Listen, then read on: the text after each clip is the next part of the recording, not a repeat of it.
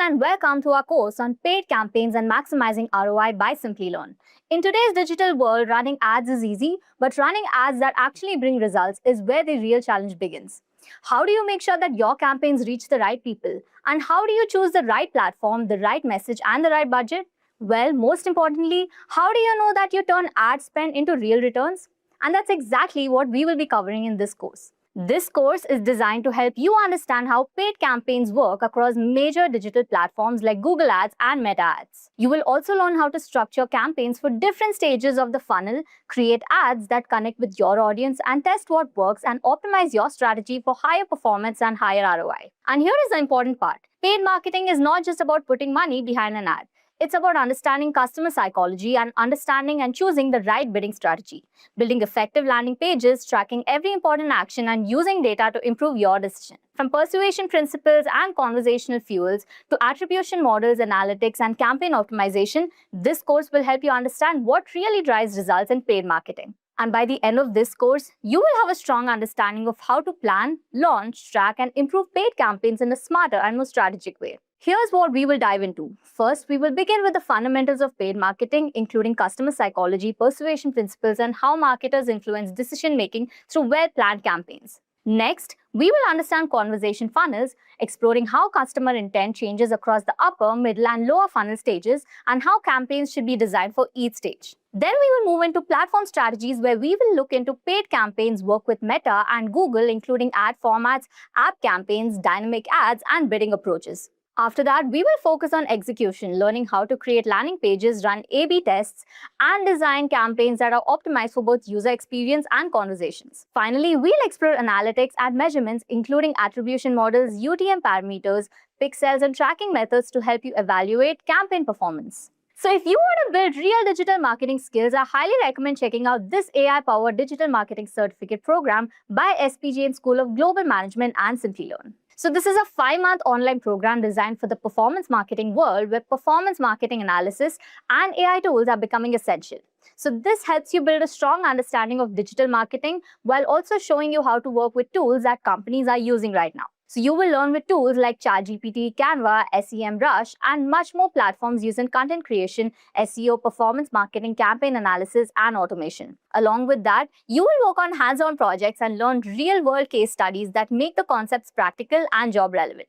This program also includes career support through Job Assist, which helps you with profile building, interview preparation, and job opportunities. So if you want to grow in digital marketing and build practical career-ready skills, you can check out the link in the description below. So what is the most important goal of a paid campaign? Is it A, to spend more on ad budget, B, to get maximum visibility only, C, to generate better results from budget spending, or is it D, to run ads on every platform? I will show you the platform. How does that look after? How does the platform look like? How does the dashboard look like? So we will go through that as well. But because today is our first session, we'll first clear all the basics. Okay. So what exactly is paid campaign or paid marketing? Okay. So there are very how should I say, in digital marketing there are many terminologies for this particular part of digital marketing, which we call as paid campaign. What I'll do is I'll open my Word doc as well along with it so we can make some quick, short notes. So now paid campaigns, guys, either you can call them paid campaigns, you can call them PPC, you can also call them performance marketing. Okay. People use different terminologies, but basically what exactly is this? Wherever you see some ads running, okay, you see some ads, when you're watching some video on YouTube, you see some ads that pop up which you can skip, sometime you can't skip. When you're scrolling on Instagram, you'll come across a lot of posts again that which you can skip, which you can't skip, like at least you'll have to go through it. So all this ads that you see on different platform, whether it's YouTube, whether it's Instagram, whether it's Google, whether it's Amazon, all of them are part of performance marketing or paid campaigns. So the person who works under this department are those who run ads on all of this platform. Okay. So see guys, you don't have to mug up the terminologies, even if you understand what it means, and if even if you explain things in your own word, that is very fine.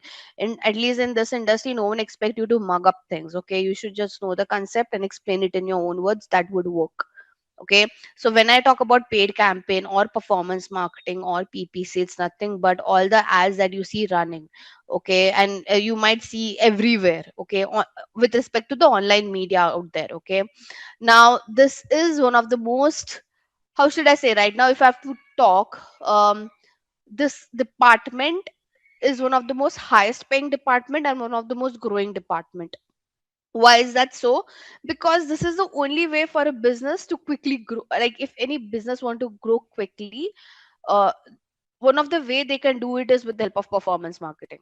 Okay, so like we have social media organic, where you do some posting on social media. It won't grow your business very quickly. Ideally, you have SEO, where you try to rank your website organically on the search engine. Even that would take time. But performance marketing is that department, or paid campaign is that part where you can quickly grow your business. You can run some ads, the person will see the ads, they'll click on it. If they're interested, they will get converted, and hence you would see nowadays a lot of openings coming for performance marketing. Performance marketing has been popular before COVID as well, but post COVID people understood the importance of online marketing and all, right?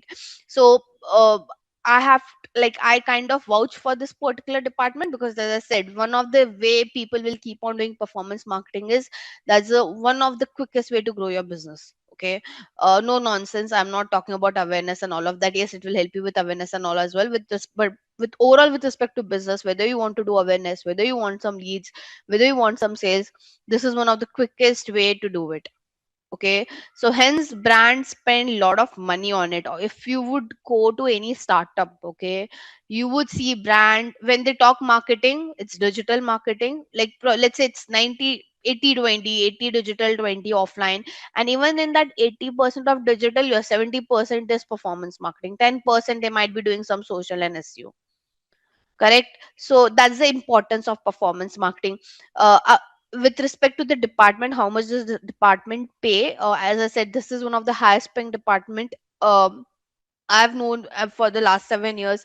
If you're working with SEO department, if you're working with social media, I still think this department pays you really great, because, as I said, you are growing their business, right? So the client are happy to pay those people who are providing this kind of services. I know many people who do performance marketing on revenue sharing basis. Revenue sharing basis is like, let's say you guys approach me that, ma'am, we want to run performance marketing for our business. So I would say, yes, I'll help you with the service. You don't give me any exact charges, you give me based on how much product I'm able to sell out for you guys. So for each product I might take some revenue share. And there are people who are earning in this way. So I, like, not necessarily you have to do job, guys. You can do freelancing. And when I say freelancing, as I said, there are many different ways people are doing freelancing. The people who are taking fixed service charges, there are people who are doing on revenue sharing basis. As I said, after one time, when you get an experience, you can do consulting as well. Okay, where you get paid on hourly basis, on based on what kind of recommendations that you're giving. You don't have to ideally execute it, but you're just consulting them. So uh, this is how this particular department looks like. Okay, now okay, there are no questions so far.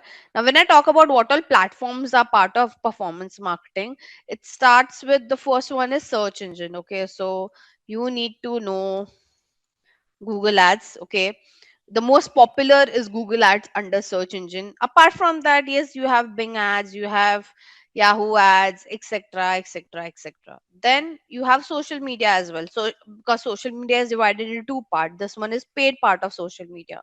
So you have Meta ads. Okay, Meta ads is nothing but running ad on Facebook, Instagram, WhatsApp, Thread, uh, and there are, you have Messenger as well.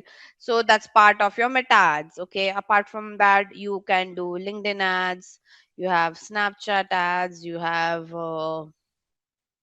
I mean, any social media that you could think of. Okay, Twitter, Snap, Pinterest, TikTok as well. Though in India, TikTok is banned, but if you reside outside India, TikTok is a very important platform while running ads. So you have Pinterest, TikTok, Snapchat, Meta, and etc. Okay. Apart from this, you have aggregators. So aggregators, as in, you have Amazon ads, you have Flipkart ads, etc. Okay, there's Mintra in India, so you have Mintra ads and etc. Okay, you have something called as programmatic advertising as well. Now, programmatic advertising is sometimes people consider that under performance marketing. If you're working with a bigger brand, they have a different department altogether for performance marketing, but it is more up for premium brands, okay, to show ads on premium inventories. Okay, this is not for a small business. Okay, I'll talk about this in detail later on, but then there are platform for this as well. So right, and again it keeps on coming, guys. You can run ads on let's say you can do nowadays affiliate marketing is also part of performance marketing. So like this would keep on extending. Okay, you can show ads on, let's say, all this UPI apps like your GPay, all the ads that you see showing up on UPI apps like GPay, Credit, Paytm, etc. Even they are part of performance marketing. Okay, so performance marketing is a very big domain. Like, trust me, I've been working in this industry for such a long time. Even I couldn't cover off. So Tanu, growth marketing, performance marketing. In growth marketing, overall digital marketing that you do, it's more with respect to generating the with respect to growing business. Okay, so you would do performance marketing and growth marketing as well, but you'll do SEO, you'll do social media as well, but more with respect to the ROI perspective. Okay, and again it has some analytical part as well, so let's not divert over there as of for now. So ideally your paid campaign consists of all this platform, and there are many more that are there in the market. Okay, now would you tell me that do I have to learn everything? No. Okay, for you guys, for a beginner, the most basic one that you guys should know is Google, and then Meta. Okay, so ideally if you know Google, it's very easy for you to learn other search engine. If you know Meta, it is very easy for you to learn other social media platform. Okay, so ideally, I mean, I've been in the industry for the while, but there's still some platform that I didn't got opportunity to explore. Like, I didn't worked on Mintra ads yet. Okay, and that's very okay, because again platforms keep on coming. Now, by the way, you have Apple ads, you have Samsung ads as well, so this will keep on coming. Okay, but if your basics are clear, you can work on any platform. Okay, programmatic advertising, guys, ideally no one can teach you practically, because it's a premium platform. You have to work with premium brands. I also learned programmatic advertising when I started working in the international market. So when I started working with Adobe, that's where I got an exposure to learn programmatic advertising. So again, this one is growing a lot, because how should I say, if anyone who's planning to, who want to create their um, career in digital marketing, I kind of vouch a lot for this particular segment, because there's a lot of demand but there's less supply of it. Okay, a lot of demand, but why less supply? Because one, people are not aware. Two, as I said, it's, you can't learn it. Like, yes, you have YouTube where you might some get some content, but practically you can't learn it, because to get access to this platform, you have to work with premium brands, right? So how should I say, there's a lot of demand of this particular department, but I see less supply, less quality supply. Again, let to be more precise out there, right? So now you have a clear picture what exactly is paid campaigns. Now paid campaigns are run on all this kind of platform. We'll be majorly focusing on Google and Meta, as I said, because it's not I mean, even it's not if you have to learn all of the platform, I don't know how many sessions you would need. Okay, so you should just, because you guys are beginner, you should just know the basic level platforms. And yeah, rest, again, see, digital marketing, and especially this particular field, is like you have to keep on upskilling every year. As I told you when I started, every year I have to give my exam of Google, Meta, and all this platform, because this platforms keeps on changing. So what I learned, so even I did my digital marketing program very, I mean, it's been years now, but what I learned at that time and what I'm doing right now is not exactly the same. I had to upskill every year, because the platforms keeps on changing. If the platform keeps on changing, you have to give exams every year. So how should I say? Every year you might have to give it. You might not, if you're working with a bigger brand, for sure you'll have to give the exams. Okay, I hope it makes sense, everyone. So you have to constantly keep yourself upskilling in it. uh, you would just learn the basics from us, and then rest it's up to you guys, that you have to keep on going, you have to keep on upskilling. I'll help you out, I'll help you guys out with some platform as well, where you can go and do some self learning. Okay, so I think we can now get started with the main picture of uh, paid campaigns. Okay, let's go back to our PPT. So we will keep on switching between our Word doc, between our PPT, and then I'll take you to the platform as well. Okay, okay. So guys, let's go with the main part. So I think I've already explained you what is paid campaigns. Okay, now why people do paid campaign, I have explained this to you in a very simple term. It's all about growing your business, doubling the ROI for the brands that you're working with, selling out their product as soon as possible, trying to reaching out to a larger group of audience. You can do remarketing as well in paid campaign, which is the best thing. Okay, remarketing, I believe you would have experienced this. So there are times when you're scrolling on Amazon, okay, let's say, and you added some product to the cart, but you didn't end up buying it. Now wherever you would go, let's say you're reading an article, you will see the same products which have been shown to, that you added to the cart. Or let's say you're scrolling on Instagram, it will show you the same product that you just added to the cart but you didn't purchase.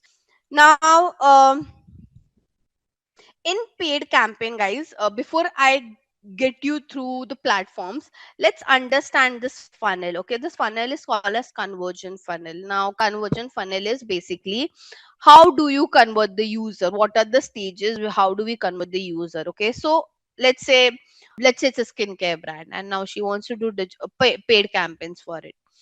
So her strategy is ideally decided based on the conversion funnel. So what this conversion funnel indicates is that, obviously you're a new brand, so ideally you can't to push those people to buy your product. You'll have to start with awareness. Awareness is, you have to reach out to as many people as possible. Okay, then once you reach out to as many people as possible, out of those people, some of them might get have little bit of interest in your brand.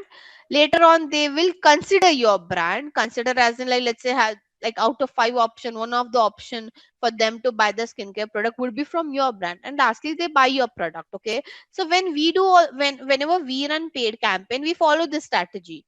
How? Okay, so let's say whenever we want to do awareness, we do awareness with help of Meta and YouTube, because it has video content, right? So people like watching video content. Video content gives a lot of awareness and it is very cheaper. But when I want people to buy my product, when I want to generate that end ROI, what I do, I run search ads. What are search ads? See this. So when I search for health insurance, okay, let's say I want to buy health insurance.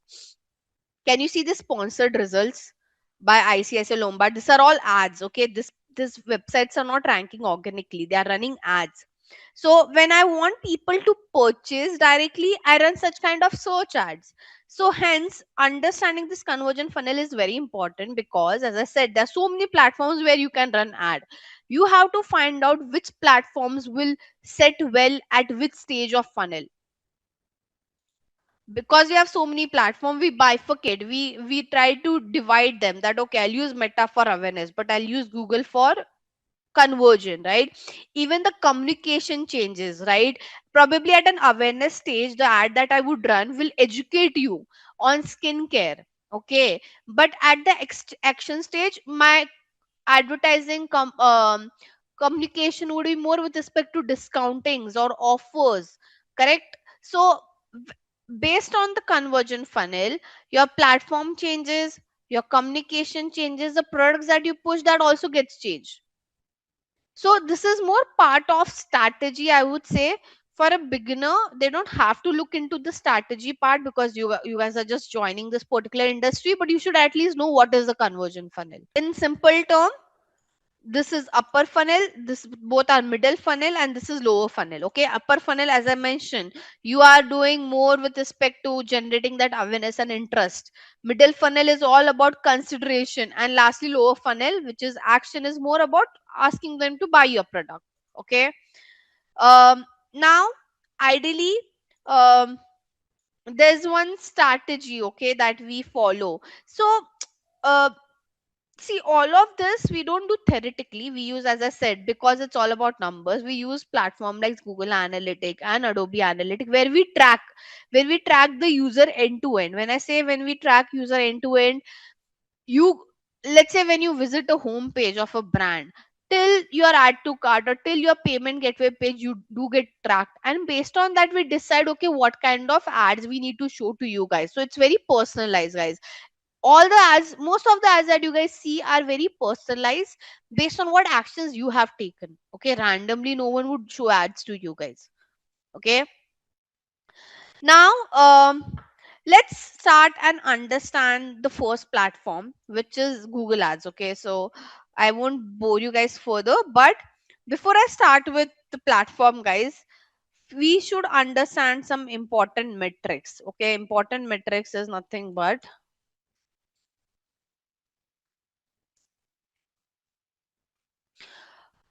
how should I say, what would you measure? Okay, we have discussed, we run ads, all of that, but the basic, the core of paid campaign is metrics. Basically, what are you measuring and what do we call them? Okay, so there are different kind of metrics out there, and I would discuss this in an Excel sheet where we'll take a hypothetical example. Okay, guys, if you don't understand anything, feel free to stop me there and there itself. So this is our metrics. Okay, this is some of metrics would need a formula, so I will put the formula as well over here.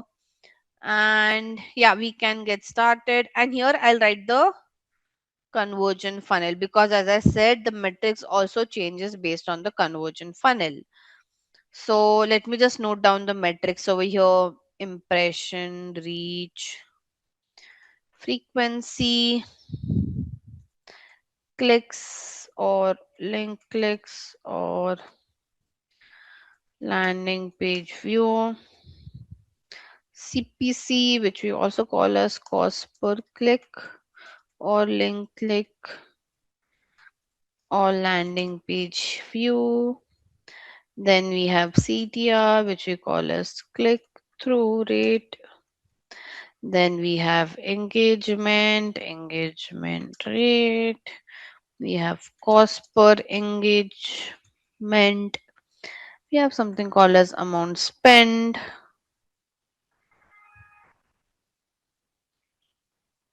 So these are important metrics that you guys should know. Okay. There's also something called as, wait,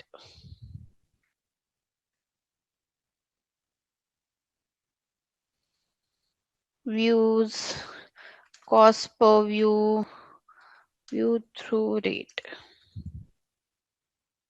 which we also call as VTR, CPV. Then we have something called as conversion result. Hmm. Cost per conversion or cost per sale, sorry, result. And then we have conversion rate or result rate, or then we have revenue, we have AOV, which we call as average order value. Guys, I'm just noting it down for you guys first. Return on ad spend. Okay, so now this, I'll just write for each conversion funnel which one is considered. This one is for your awareness. The first thing is impression, guys. Okay, now what is impression? Impression is nothing but, I'll write an explanation over here. Okay, so number of time the users see the ad. Okay, number of times the ad has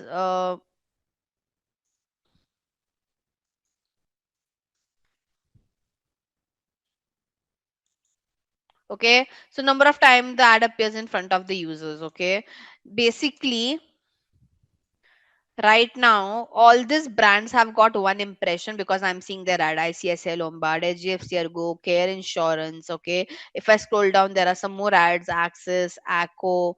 Correct. So impression is nothing but number of time a user sees your ad. Okay. Then what is reach? Reach is unique users who saw the ad. So this is nothing but count of unique users who saw the ad. Okay. What's the difference between both, guys? Okay. So let's say now I will refresh this page again. Okay. I'm seeing this ad of like ICSI Lombard second time. Correct. First time I saw when I searched for health insurance. Second time when I refresh, I'm seeing ICSI Lombard's ad. So now ICSI Lombard has got two impression because two time I've seen the ad, but the reach is only one because I'm one unique user. Does that make sense, guys? Yes, no? So the difference between impression and reach is impression is number of time your ad has been shown to a consumer. Reach is unique users who have seen the ad. So let's say right now here on the call, how many people do we have? Wait, let me check. Um, I could see there are 20 participants. Okay. Now imagine all 20 of you guys have seen the ad. My reach would be 20 because it's each one of you. But now let's say some of you might have seen ad multiple times, some of you might have seen once. So that is impression. Where we get one more metric, which is what we call as frequency. Okay, frequency is nothing. So now these numbers are very, by the way, just let's understand one more important thing over here. Okay, reach and impression can be equal. Okay, but but reach can never be more than impression. Okay, so this thing it's very important to know. So your reach and impression number can be equal. Okay, your, I'll write three conditions over here. Your impression can be greater than reach because, as I said, like my, if the impression is 10 and reaches 1, that means one person has seen ad 10 times. Okay, but it can't be it can't be vice versa. Your reach can never be more than impressions. Okay, so you would never see reach 10 and impression 1. That's not possible. Only no, when you say reach 10, that means at least impression should also be 10.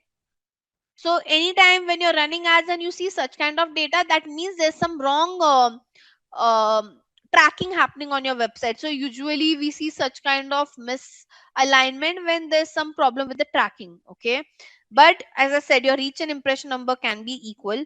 Your impression can be greater than reach, as I said, because one user can see ad multiple time, but it can't be vice versa, that your reach is higher than impression.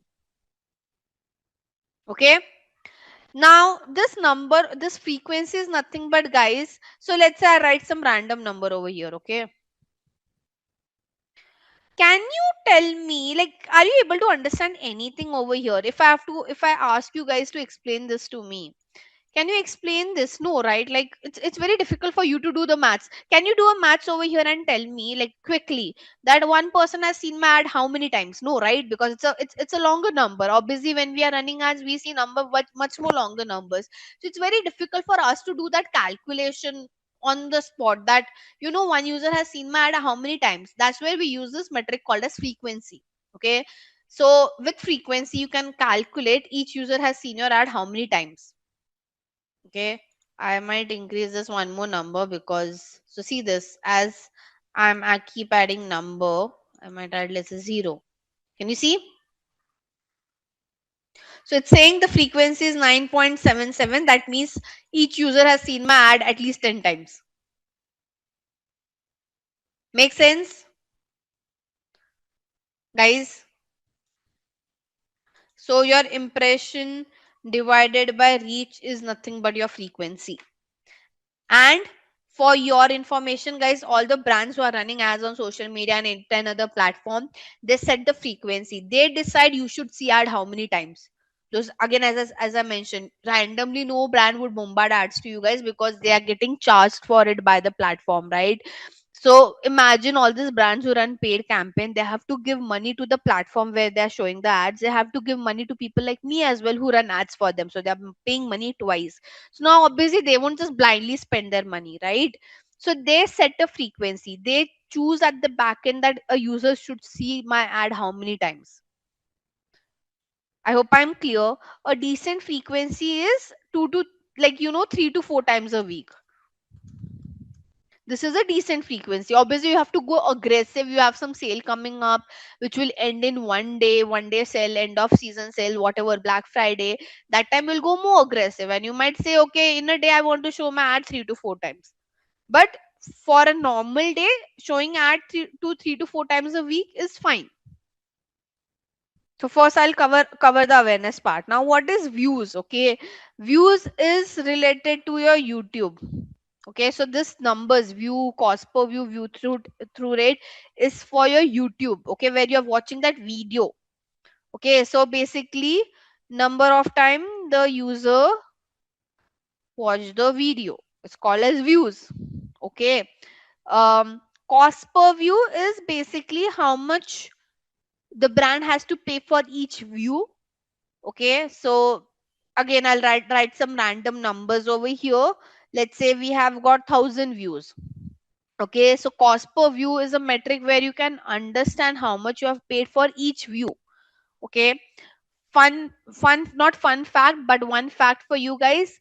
um it's very dirt cheap to run a video campaign on YouTube because the cost per view is very less. If I have to tell you, the cost per view on YouTube is somewhere around 0.5 paisa to 1 rupee max. INR I'm talking about. Okay, obviously even if you run for other market, the value would be very low. Now I mean it's easier to count, to find out cost per view and all. So I'll just write the formula over here. To find out your cost per view, you take your amount spent and divide it by total views. Okay, so let's say I'll write a random number. I'll write 10,000 over here. Let me give a currency sign to this. Okay, now how do you calculate cost per view? You take your amount spent divided by your views, that is your cost per view. Okay, don't consider this to be like, how should I say, these are some hypothetical numbers that I've just added for your calculation part. Okay, these are not real numbers. This is just like for the example, I'm just randomly putting some numbers over here. Okay, but that's how we calculate our cost per view. Okay, now guys, one more thing. uh, Cheaper the cost per view, better is your campaign performance. So obviously you will aim to get as much cheaper cost per view as possible, right? The cheaper the CPV, the better. Like like, how should I say, as much as your CPV is lesser, that is better for your campaign, right? Because in that same amount you'll get more views. So you should always aim to get a lower CPC. Instead of saying cheaper, let me just say lower. Okay, then you have something called as view through rate. Now what is view through rate? View through rate is to understand number of time my ad was shown to a consumer. Out of that, how many people have viewed that particular ad. Okay, now imagine I'm just showing again the same numbers to you guys. Let me just take something, a very different number. Okay, this one. Now we can see impression count, we can see view count. Imagine you have to explain this to your client that, sir, we have got I don't know, like 6 crore 38 lakh 38,222 impression. Out of that, we have got 65,421 views. Can that person understand anything, like whether it's a good number or a bad number? No, right? So hence we calculate with the help of this formula of view through rate. Okay, which is, how do we calculate it? You just have to take your views divided by your impression, and you have to do it to 100 because you calculate this in a percentage format. Okay, so we take our views divided by impression, and then you don't have to do into 100. You can just use a percentage sign. Now it is coming 0 because the decimal value is, you have to add the decimal. So my view through rate is around 0.10%. Okay, so higher the VTR, better is campaign performance. Okay, now right now it's very poor if you see the number. 0.10% is like there's so many people who have seen the ad, but only lesser people have viewed that particular video. So your goal always should be to decrease your CPV and to increase your VTR. Now if I put one more number over here, my VTR would obviously increase. So that's what we have under awareness. Awareness, impression, reach, frequency, views, cost per view, view through rate. Okay. I've just wrote whatever important things you should know. If you want at the end, you guys can click a screenshot, or I can copy paste the content and put it in the chat as well. Okay.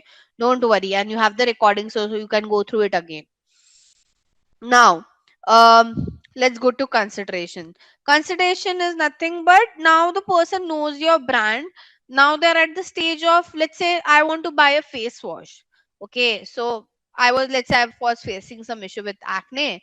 I was doing a research that what is good for acne treatment, so and so. So that's when I was at an awareness stage. Now I have figured out what are the good, I have shortlisted 4 to 5 brands which are good for acne control. So that's what we call as consideration stage. Now in that consideration stage, the user is also considering your brand over there. Okay. Now for consideration stage, guys, these are the metrics that we look after. It's better to color code so you guys can understand it in a better way. So what do I mean by click? Okay, click and link click. Like click is, even if you click anywhere on the ad, is called as click. So right now I'm seeing this ad by NCSC Lombard, right? Even if I click on this picture, it's called as click. If I click here, it is also called as click. Okay. So click doesn't assure you that the person visited your page. Okay. Now what is link click? Link click is you're clicking on link. Okay, like this is a link, this is a click. Okay. So if you click on any link, that is considered as link click. Okay, but again that doesn't assure that the user visited the page. Why? Because see this, I'll just click on it and I'll bounce back again, right? So does this guarantee that the person visited the page? No. It could be the person mistakenly clicked on that ad, or your website wasn't working. So click and link click ideally doesn't assure you that yes, the person visited the website. But landing page view, yes. What does landing page view would measure? That the person has clicked and now they have landed to the website, and at least they have spent like few seconds on the site. Observe one thing, that your clicks, your clicks is higher than link clicks, obviously, which is very obvious. And your link clicks are higher than, the count of link clicks is higher than link click landing page view. Okay, which is very obvious. There are many people who will click. Out of those, there are only some people who will do link click, and out of those, very less people will land on your site, right? So this is what we mean by click, link click, landing page view. I'll just write again some random numbers over here, guys. So let's say this is our number. Okay, I'm saying this many clicks or link click or landing page view we have got. Okay, now how do we calculate our cost per link click or cost per click or landing page, which very again is the same thing. You take your amount spent divided by your this particular thing, that's where you get your cost per click or link click or landing page view. Okay, so again I'll write the formula over here. You take your amount spent divided by your clicks or link clicks or landing page view. One more thing here also, lower the cost per click or link click or landing page view, better is your campaign performance. Ideally, you should always aim to decrease this number, right? The cheaper you get, the better it is what we are trying to say. Make sense? Then you have again click through rate is like your VTR. If you show this number to your client, we got so many impression, we got only this many clicks, it's very difficult to understand that. Good, obviously we can see the number is not that great, but when you convert into percentage, it's easier to understand for that person. Okay, and even when we present, we don't show them impression and clicks number, we just tell them what is my CTR in percentage format, so it's very easy for the other person to understand it. Okay, and again, how do you calculate it? You take your clicks divided by your impression and do it into 100. That's your CTR. Okay, now again I have to do it over here. I'll take my clicks divided by impression, change it into percentage, increase this decimal count over here. Obviously, if I improve this number, this will also increase. Make sense? Here also, higher the CTR, better is the campaign performance. So ideally, if I have to summarize, guys, your CTR and your VTR needs to be higher in percentage, whereas your CPC or CPV should be lower in the currency. Now we have engagement rate and cost per engagement. By the way, this is only for your social media, okay? This is not for your search engine because search engine doesn't have engagement kind of thing, okay?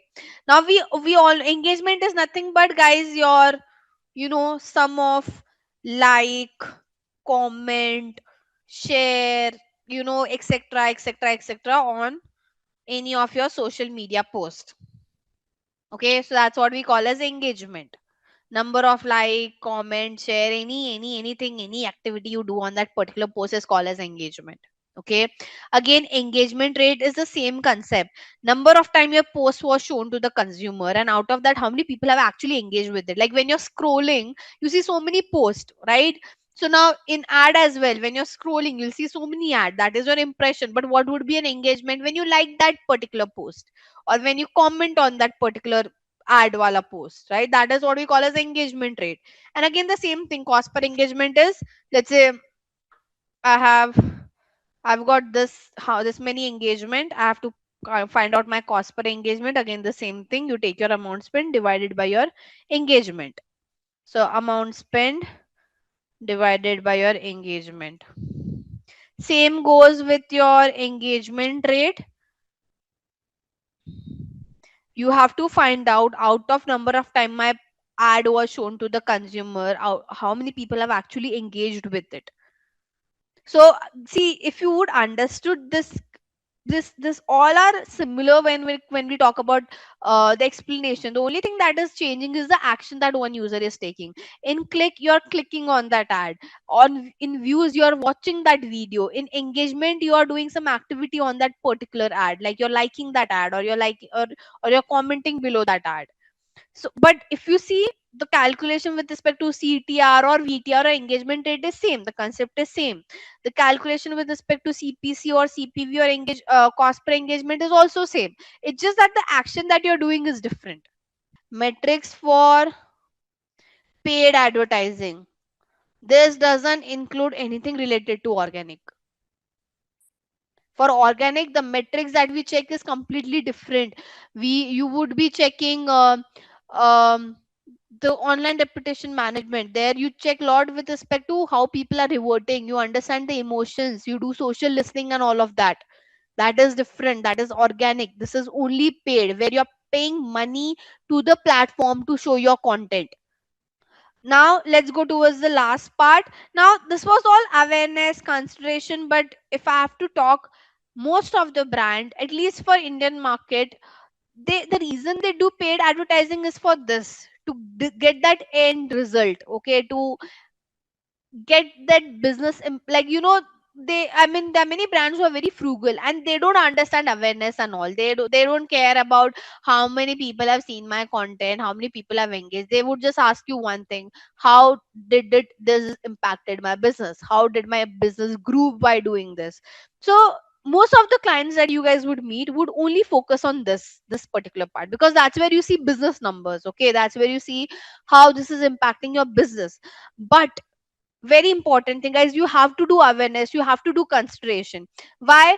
Because if you only focus on the end result, okay, let's say, you won't get audience pools if you only focus on the consumer who already know your brand. So for you to increase your audience pool, the only way to do it is by doing some lot of branding campaign where you track some awareness and consideration. Okay, so I mean, it's very difficult for many brands to understand this, and they regret later if they don't do it.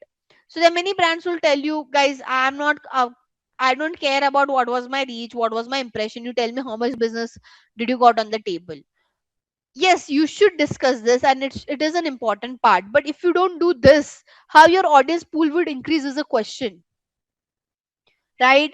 So there are many brands who will just tell you that, okay, let's just show my ad to those who already know my brand and keep pushing our other products to them. So let's do some cross selling and upselling to them. Okay, what is that comes to this particular this makes me let's discuss this, what is cross selling and upselling, because it's very important. Now cross selling and upselling is like, so I have bought a face wash from Jessica's brand. Okay, now what Jessica can do is she can do some cross selling where she would ask me to buy a moisturizer, buy a toner, buy a under eye cream. That is cross selling. You are selling other complementary product, right? Let's say if you buy an iPhone, the brand will ask you to buy a charger, earbuds, accessories of that phone. That is cross selling.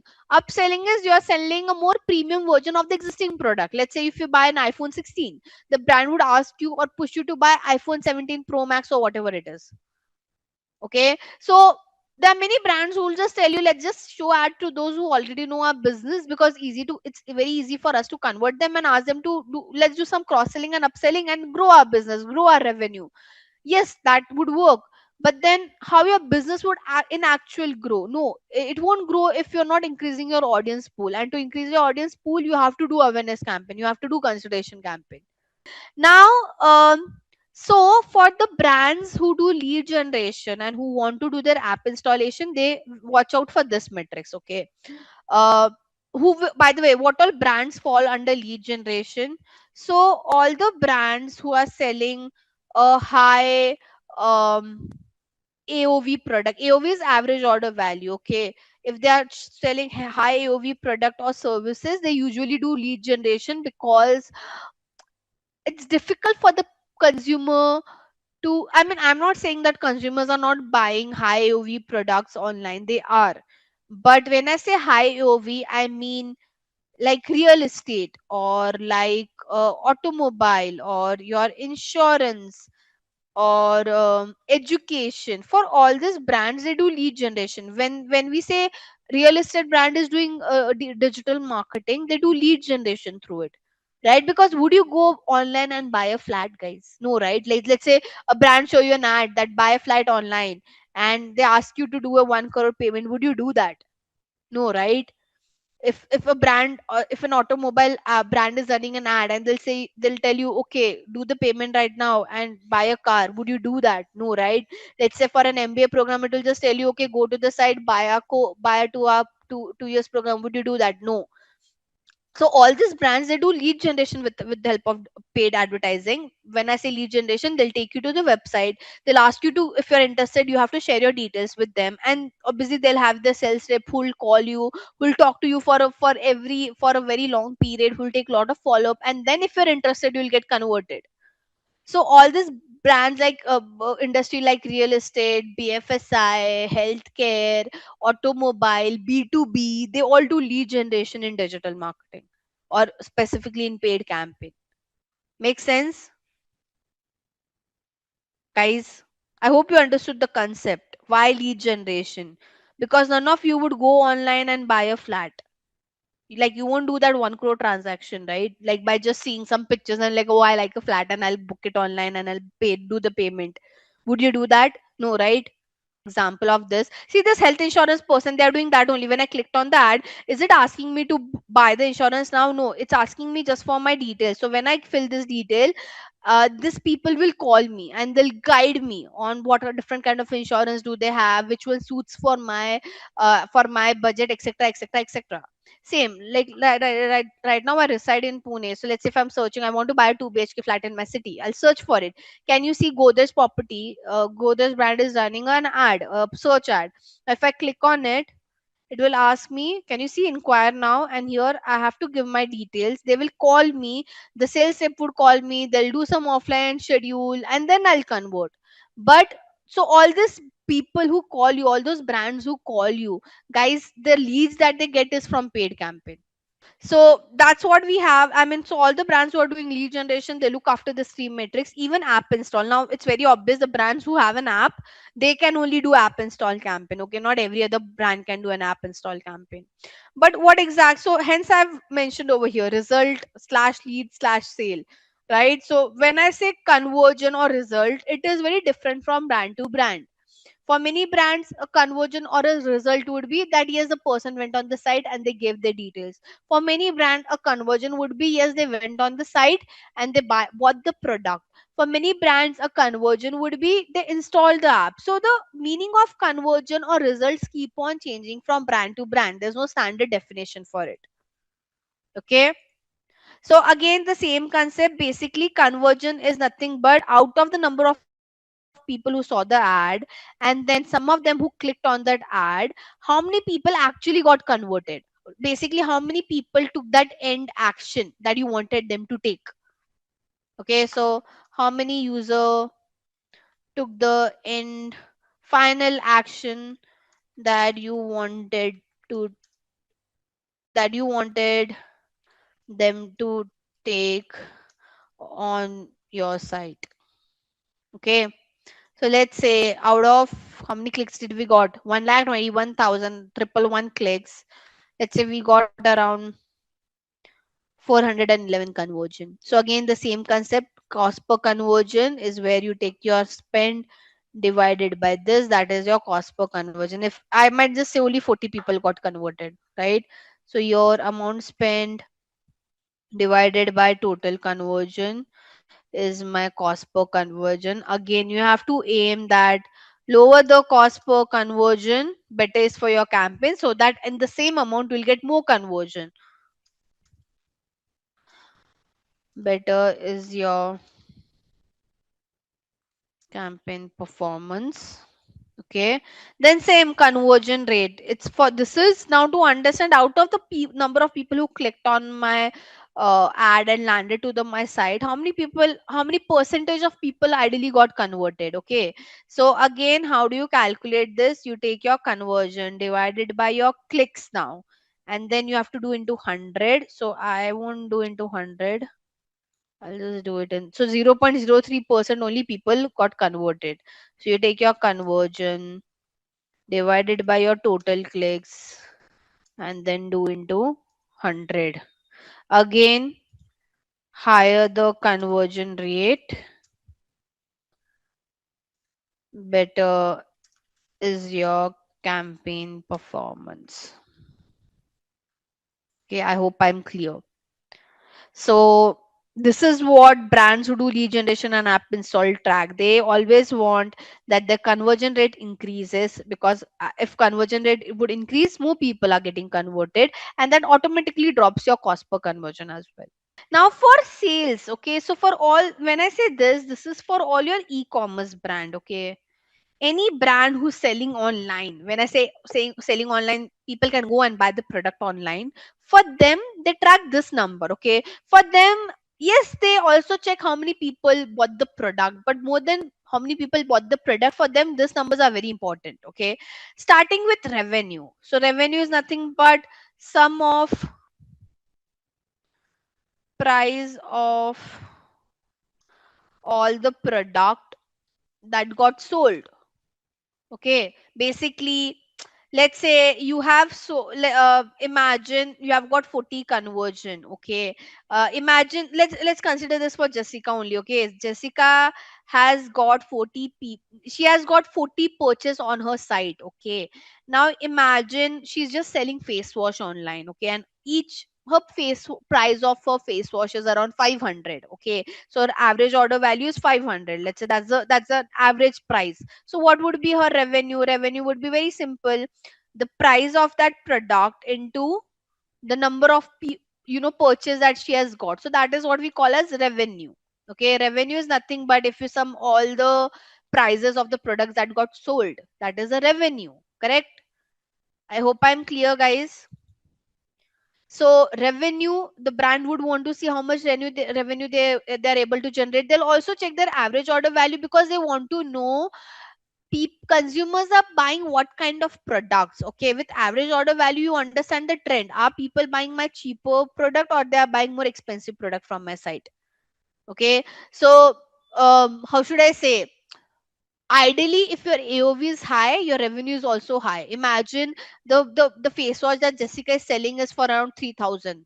Okay, so obviously her revenue would also increase automatically, right? Let's say on an average the starting price on her website is for 3000, whether it's a face wash, whether it's any product, any skincare product.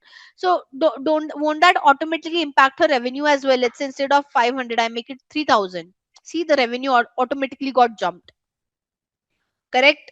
So the brand would want to see how much revenue they're able to generate. The brand would also want to see the average order value. That gives you an understanding that people are buying what sort of product. Are they buying cheaper product, mid-range product, high-range product? So accordingly you can do some cross-selling, upselling to them. Let's say you find out some consumer who are buying very premium products from you guys, so you will only push them some other premium products that you guys have, right? So basically this is to more understand the user pattern on your site. Okay, like this is happening. If you might have heard this, right?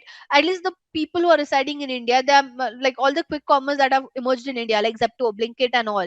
You would have seen they are doing this thing called as dark pattern, where they're checking, like, for each person the price is coming very different. They're tracking what kind of product you're buying, and based on that the pricing is also changing for person to person, right? So all this brand, they track your user behavior on the site, and based on that they will do some cross selling, upselling to you guys. Okay, so always observe that. Now, return on ad spend. This is the most important metric for any e-commerce brand, guys.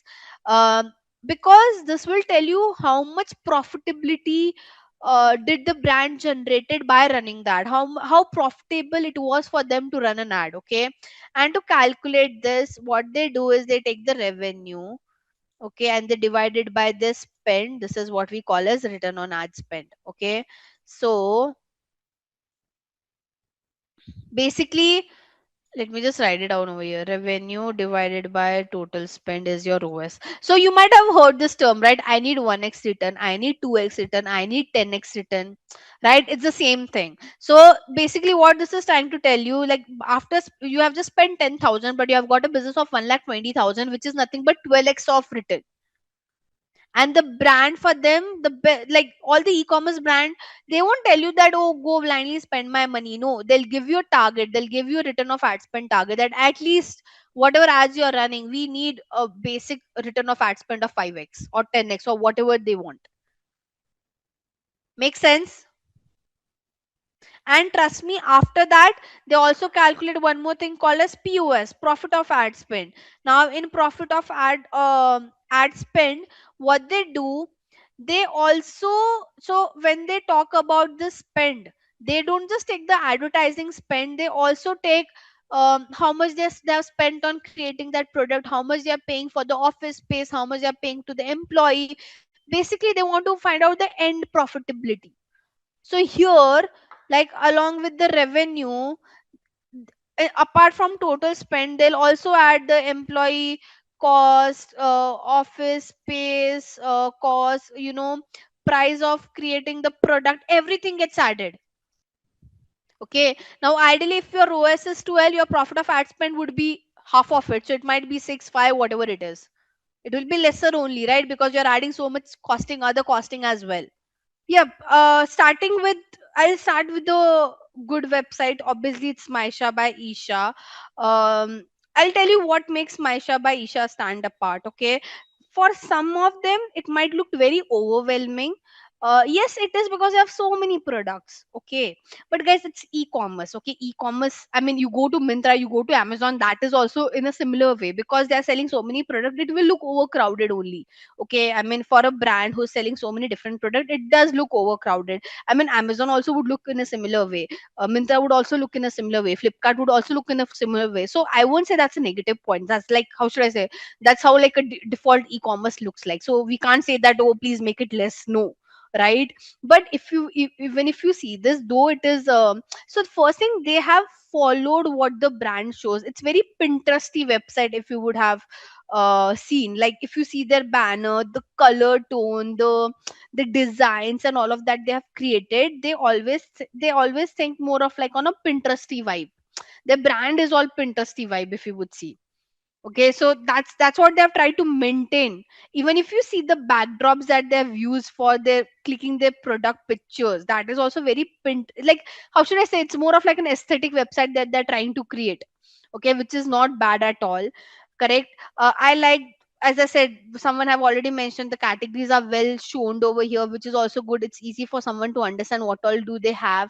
Correct. Good banners, I mean, I must say the banners are really great if you would see that way. Correct. The new arrivals, what are the new launches that they have done, they are showing you specifically over here. Watch and shop is a very good thing, guys. I like, they have integrated the way Mintra is doing, where they're showing, the influencers who are buying the product. So it's again, one is that you're seeing the product, one is like where you're seeing influencer wearing it, how it would look like. So that also creates a very big difference. Correct, because it's e-commerce. Again, what that brand is all about, they have mentioned to they have thought to mention about it as well. Like, what do they stand for? Okay, they're handcrafted, handmade, local artisan. Nowadays people are very like, they are showing the video how the local artisans are working, so that's very important for them, right? Again, spotted, very important. Nowadays people buy what influencers buy, so they have make sure all the big celebrities in India who have bought from them, they are showing their pictures over here. Okay. That's what I liked.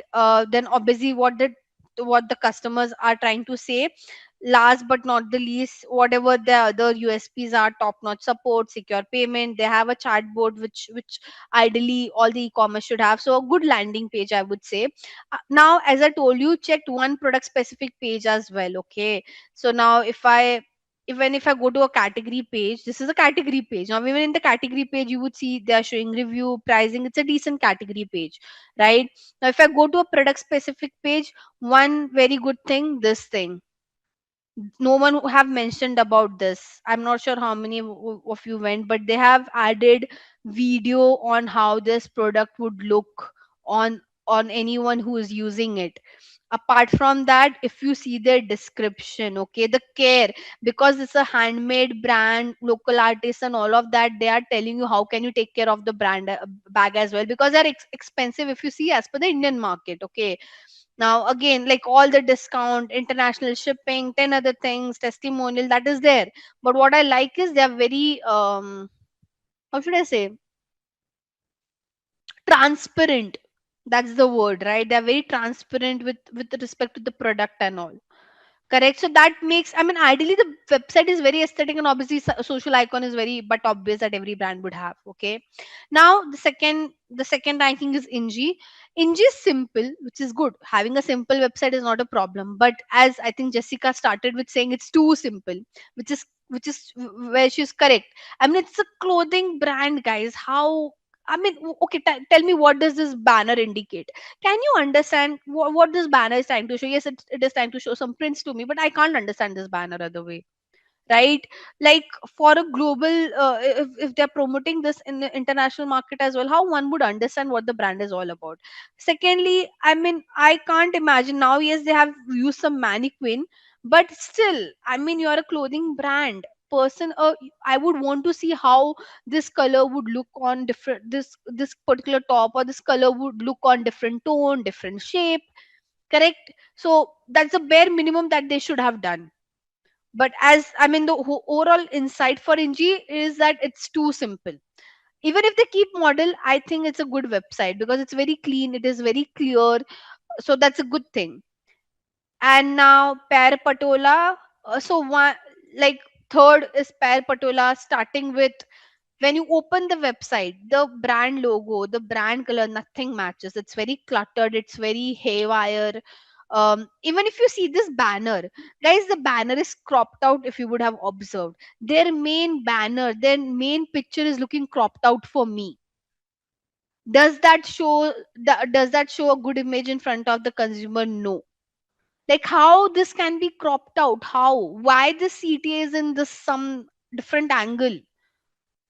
This is your main banner. This This picture would decide if the user want to scroll or not, and when I see this, I don't want to scroll further, right?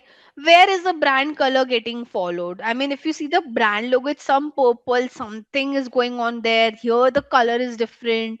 I understand the product color can be different, but at least it should be somewhere the brand color should be followed, right? So the problem with Pear Patola is the first impression is wrong. How should I say? Your first impression is last impression, and for a website, the first impression is the topmost banner that they use. Hence, for Maisha, people would scroll because their banners are really great. They have a carousel banner where they're showing all the category. So if this disappoints, there's a good chance a person will get disappointed and they won't scroll down. Same goes for NJ because the first banner is so bad. I mean, what one should imagine, the person would not want to scroll. Correct. So this decides do I want to scroll further or not. Right. So yes, they are showing some of their bestseller. Again, this does at least this could have been in purple. If the website logo, main logo is all purple, something that I could see, then it should be followed, right? They are not following it anywhere. Even if you see the background picture is very different. If you would have seen Maisha, they have tried to have a similar kind of background picture. Even that matters because that gives you that, how should I say, similarities on the page. This looks again very haywire, right? Again, no testimonial, no videos, nothing. It's just plain product pictures which have been dumped. So you have to guide them. Okay, this should be here. This is how the color. This color should would might go well. This font size would might go well. Okay. Um, Now again, I think I have mentioned all this pointer, but we'll just reiterate for the very last time. Proper working links very important. CTA again, same thing. Proper website page design, unique content. Like Maisha by Isha's website was different than Pear Patola because they added those reels, they added those celebrity picture. They could have also done that. They could have just added product picture and they would have left out. But again, how does your website stand apart from other websites? Right? So you have to make your content unique. Again, speed very important. Hierarchy is nothing but the way Maisha has categorized the product, right? It's easy to navigate. So easier the navigation, like your navigation should be easy and smooth. The person shouldn't find it difficult to navigate. How should I go to other categories, right? Understanding your customer pulse, the pricing, the videos, again the testimonials that you put. So ideally, even if you check all of this, um, you will create a good decent website. And last but not the least, how easy it is to read your website. Okay, so again, your font size should be big enough to read, right? There shouldn't be overspacing, there shouldn't be underspacing. A clear, ideally clear spacing is something that's been required. You have to follow your color theory, as I mentioned. I mean, Maisha website was all about making it look aesthetic. HDFC was all about following the brand color and the font size. So your font size, font color should be constant ideally. Okay, and it should be user friendly again, as mentioned over here. uh, don't use, like, you can avoid using bright colors on all the places, but as like, imagine SDFC was using red only at some places. It wasn't entirely a red website. Where all did they use red? They used red only for the icon, they used red only for the CTA and their made headline. Rest of the content was in black and white. So it wasn't like they didn't just incorporated red everywhere, right? Otherwise it would have looked too bad. So I hope you guys are able to understand, right? We have discussed all these pointers, it's just that we are just going through from a theory perspective again. Okay. um Now, element, how should I say, for visual hierarchy, um this is something that more than you, the brand would have the UI and UX developer. Okay, so nowadays there are UI and UX developers out there. They usually look after all this, what are the color and contrast they should use, because they would have better aesthetic idea, to be very honest. How the layout should be, text size, where the media should go, ideally symmetry. So bigger brands, they have the UI and UX people out there who look after all of this.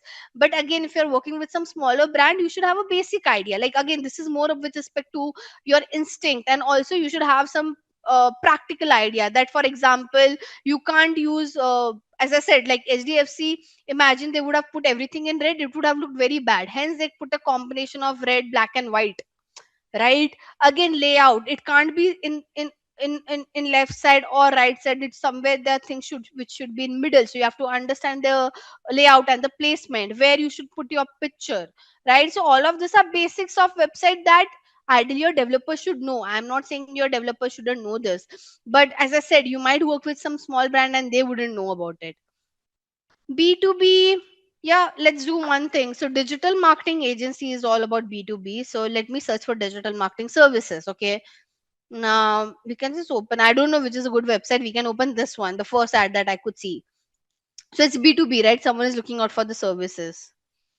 I don't like the website much. I mean, it's directly taking me to a form. No information. Now, see, I'll tell you what's the problem with this B2B website. Okay. As I told you, whenever you do lead generation, guys, try to have one page only. Don't take the user to other pages because they will get distracted, right? So whenever you do lead generation, create a static landing page. Static landing page is like one page website only. E-commerce, they can't do it because a person is buying the product. But now here, like they have taken me to this form. Okay, now let's say I will say, let me know more about the brand. So I'll go and read some case studies. Don't you think I'll get distracted when I go to another page? So that's the problem. Now, this brand, the problem is they haven't created the static landing page. They should have done that. Let me see some another website if there's any. This one. This one is still interesting because, see, they're talking about all the work that they have done. So at least they're talking about their portfolio, PR, print and OH.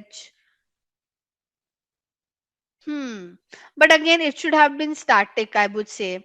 Because for lead generation, you get, see, now it's very overwhelming. The problem is when you take a person to such kind of website where a person can go to other pages as well, it gets very overwhelming. People get distracted. So, ideally, even for a B2B lead generation, because B2B also do lead generation, this page is good. I'm not saying the page is not good. The only problem is I'll get distracted over here. And too many color, too many things going on again. I like one brand. I'll show you which brand do I like. If they're running any ad right now. They're not running an ad. This is their main basic page, but I like this brand a lot when it comes to their website for B2B. It's very, so now see this one, okay? They are showing who they are partner with what kind of e-commerce brand, okay? If you would see over here, they have listed out all the brand in a very good way.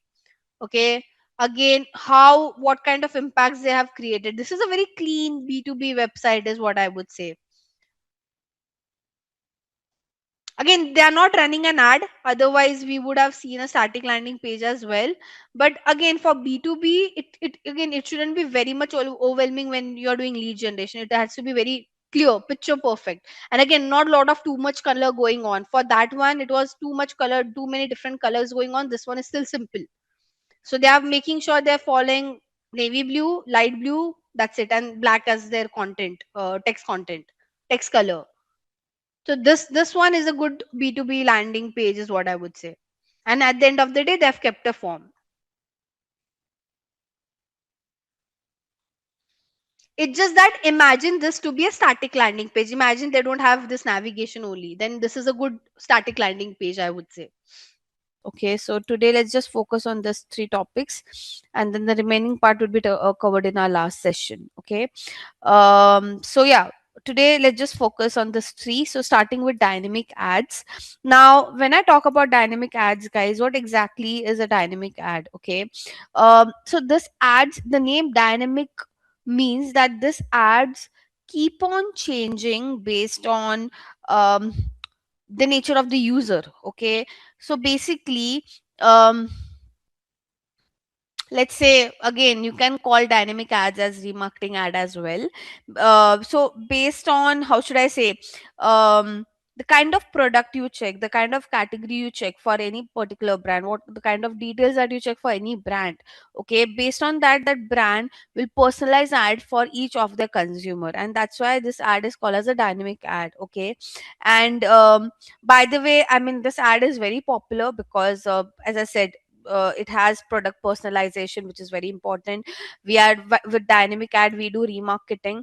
If I have to show you a classic example of this would be, so let me see if today I can see any remarketing ads. It will take some time to load. So this is, this all these dynamic ads can be shown on social media platform as well. It also been shown on third party websites and app as well. Right now I'm trying to check if there are some dynamic ads that would appear on third party. This is a third party website, so I'm just trying to see if we can see something on those lines. Let's wait for this to load, but till the time we can cover the other aspects. So yeah, I mean, because you are doing product personalization with dynamic ads and you are doing remarketing, automatically it will improve your convergence, automatically it will improve your sales number. Okay, and it will also enhance your brand value, because um whenever a consumer feel that the brand is doing some personalization with respect to their creative or copy, that does create a difference. So yes, now when I talk about dynamic ad, guys, few things that determine, or few factors that you have to decide to create a good dynamic ad. First is the budget, because obviously it's an ad, so you'll have to spend a good amount of money for it. Okay, then obviously type of ad, like do you want to show your dynamic ad in an image format or a video format or a carousel format or a collection format, needs to be decided. It has to be mobile friendly. I mean, whenever you create an ad, you have to think it from mobile perspective as well. You have to also decide your target audience, basically whom you want to show this dynamic ad. Okay, now let's see if this, it's still not loading. Ideally I see a lot of remarketing dynamic ads over here on this page. I'm just waiting for this to load. Hmm. Hmm. Hmm. Hmm. Hmm. Hmm. Let me see if anything can happen over here. Okay. Anyways, now with dynamic ad, as I mentioned, the major thing that we do is we do remarketing or retargeting, where directly the advertiser would show ad to consumer who didn't convert. Okay, now remarketing, as I mentioned, majorly when we think of remarketing, it is always showing ad to those who didn't convert, but there are brands who do remarketing to those audience also who are already converted, because again you want to do some upselling and cross selling to them. Right now, how this dynamic ads, like there are some specific requirement of creating this dynamic ads, and I'll take you through each one of them. So if you want to run this dynamic ads on social media platform like Meta, okay, or any of the Meta platform like your Instagram or Facebook, these three things are required. Okay, without these three things you can't run a dynamic ad. This is how your ads manager would look like. Okay, this is the backend where all the bigger brands, they create their campaign on this part. Okay, so by the way, in future whenever you want to access ads manager, what you can do is you can just log into your Facebook account. Okay, you all would have a Facebook account, and in your Facebook account, towards this opposite side, I mean towards this corner, you would see this ads manager section, and this is where you can access the backend. Now this backend is nothing but, this is where all the big brands create their campaign. Right, so this is where we create the ads, and that's how you see those ads on when you're scrolling on Instagram. Okay, this is the tool where you can create ads that you want to show on Instagram, Facebook, WhatsApp, Thread. Okay, so all the platform which have been owned by Meta, and you want to show ads on those platform, you have to access this ads manager. Any one of you can access it. You just need a Facebook account. As I mentioned, whenever you log into your Facebook account, towards this corner you'll see an option of ads manager. You just have to tap on it and it will take you to a backend like this. Okay, I hope I'm clear. So this is what I mean by ads manager. Now, so you to run a dynamic ad, you need ad manager. Apart from this, guys, you need a very important thing called as Facebook Pixel and Facebook Software Development Kit. Now, Facebook Pixel is for website, and your Facebook Software Development Kit is for your app. Okay. Now, what exactly is this? This are codes which also this ads manager will give you some codes that you need to place on your website. Okay, now why you have to place this code on the website? Because imagine, guys, let's just only talk about Facebook right now. Ignore other platform. Okay, imagine, we'll take the example, launch her website, she has a brand now. she would be starting running ads on Instagram, right? So before she starts running ads on Instagram, she should place this Facebook pixel on her website. How she would do this? Okay, okay, this is your ads manager. You have to go to your events manager, okay, and that's where you get your Facebook pixel code, okay. So the job of Jessica would be to go over here, get the code and give it to the developer who created her website, okay. So here she would say website. There's some glitch right now, guys. Yeah, so guys, you as you go to the event manager, it takes you to a page like this, okay. And here, let me. So you will go to data set, okay, and here it will give you an instruction that set up metapixel, okay. So here you have to say see instruction, and can you see this copy base code?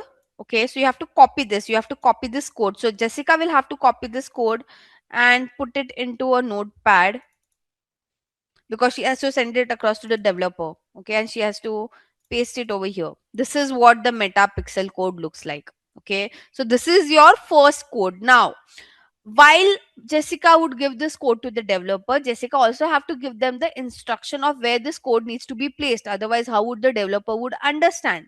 So just below the code, they have given you the instruction as well. Okay. So ideally, the code that I've copied right now, okay, this code is called as, either you can call this as a base code or page view code, okay. This is what we call, this is the name of this particular code, okay. And here they have given you an instruction, if you could read. So it says paste the metapixel code between the head start and head end. Now I'm not sure how many of you know the coding language, but like at the back end of the coding there's something called as head start and head end, and you have to put the code between this head start and head end, okay. And it needs to be added on all your website pages, okay, because you want to track the entire user journey, right? So it's not that you'll just put it on one page. Every page of your website should have this code. This is just like one code, okay. This is just like your base code or a page view code which goes on each and every website, every page of your website. But to track specific action that the user does on your website, let's say if the person is adding product to the cart, or they are doing checkout, or they are doing they're landing to the payment gateway page, there are separate codes for that, okay. And where do we find that? So for at least for Meta, right now I'm just focusing on Meta, so I'm not talking about other platform. What you should do is, on Google you have something called as I'll give you this link, you guys can bookmark for your future help. So you have to go to this article which gives you standard event codes, okay. Standard event codes are nothing but if you want to track specific action that the user does on your site, okay. I'll give the link over here in the chat so you guys can please bookmark this for your future reference, okay. Now how the standard event code would work, can you see there's a table? So there's website action and there's the name of the they have given you the code link, okay. So let's say if I want to track add to cart, this is the code I have to give to the developer. If I want to track add to which, this is how I have to give the code to the developer. But I can't give one line to the developer and ask them to place it. No, this is not how we do it, okay. So just below this table, they have given you the instruction on how to give this particular code, okay. For example, Jessica want to track how many people would do add to cart, okay. How many people from the ad are going to the website and doing add to cart. So what Jessica will have to do, Jessica will have to copy this code, okay. And on her main code, this is her main code, just below this line of page view, she has to say enter and she has to put this line, and this makes her code. Now this code is not her page view code, but this is her add to cart code. So below this table they have given you the instructions. See this particular part, can you see? So whatever code, whatever things you want to track on your site, you just have to do one thing. You have to come to this site, refer to this table. Let's say now Jessica want to track how many people have bought the product. So she will copy this line, and instead of add to cart, she would put this across. Now here one thing she'll have to change is the currency. Like if she's doing some this website is made for India location, she'll have to keep it INR. If this is for US, she'll have to write USD. So currency is something that she'll have to tweak. I mean, you can't just blindly trust anyone, right? Like someone would just tell you, yeah, yeah, we have placed the code, you can start running your campaign. This is not how things would work. So she'll have to cross check if the codes are placed or not. Now, how Jessica would cross check, because she doesn't know anything about the website's backend, right? I mean, let's say she has no idea about how the website was created. So if she doesn't have idea of website creation, she can't even do cross checking by going towards the backend of the coding, right? So in that case, Jessica will have to install this Chrome extension called as Meta Pixel Helper. Okay, so this is a Chrome extension that she'll have to install. Here she has to say add to Chrome, add extension. Okay, so it's added over here. I'll just, it's already pinned, so no need to pin it. Yeah, let me just pin this. Now, how this Chrome extension would work? Okay, we can take any random website and we can check if that website has metapixel code or not. Okay, so I'll go to, let's say I'll take one brand name which is called as Mintra. I'll go to their website to see if their website has meta codes or not. Okay, can you see? So with this Chrome extension, we could see yes, they have meta code added on their site. And by the way, they have two different code because this ID is different. So basically, every meta ads manager would have a different pixel ID. Okay, this ID is would be different for every ads manager. For example, see, this number is different. This number is different. The code that I have fetched out for it, the pixel ID is also different. So where's my pixel ID? This one. My ending is 583. Okay, for them the ending is what? 159865. So let me just give you an idea how it works for e-commerce. Okay, so as I told you, this code, the first code that we got from the platform, the page view code, if you remember, I told you it needs to be there on each and every page of your website. So what she can do, she can randomly go to 5 pages and she can go and check if the page view code is there or not. Okay, so yeah, we can see the page view code is there. I'll again randomly go to any other page to see if the page view code is showing up or not. So it's there, right? Makes sense. So randomly she can check like this. Now, apart from page view code, as I told you, let's say, Jessica has also given add to cart code. Jessica has also given view content code. Basically, view content code is given to put to fetch data of what are some specific product pages a user have visited, right? So now she will have to check if the view content code is firing or not. So clearly she can see, right, view content code is also showing up. This green tick mark indicate the codes are placed properly. If you see this in red, that means there's some problem with the code. Okay, now what I'll do to check further if the add to cart code is there or not, what I'll do, I'll try to add one product to the cart and see. So I have sent add to cart. Can you see there's an add to cart code that got fired over here with all the detail of the product? So the price of the product, everything got fetched out over here. Can you see this? Similarly, when I'll try to do further process, like I want to now buy this product, I have to check if the code is firing for the payment page or not, if the code is firing at the checkout page or not, did the code fired at the thank you page or not. So this is a use case of this Chrome extension. It will help you to see once the developer plays the code, is it getting firing, if is the code getting fired properly or not, and if the tracking is happening properly or not. Let's go to the next part, and then there's something called as product catalog. Now product catalog is, okay, basically again on your ads manager, guys. So this is my ads manager. There is something called as commerce manager. Okay, so we can't, like I told you, right, you will see only those products as an ad, basically those products which you guys have checked on.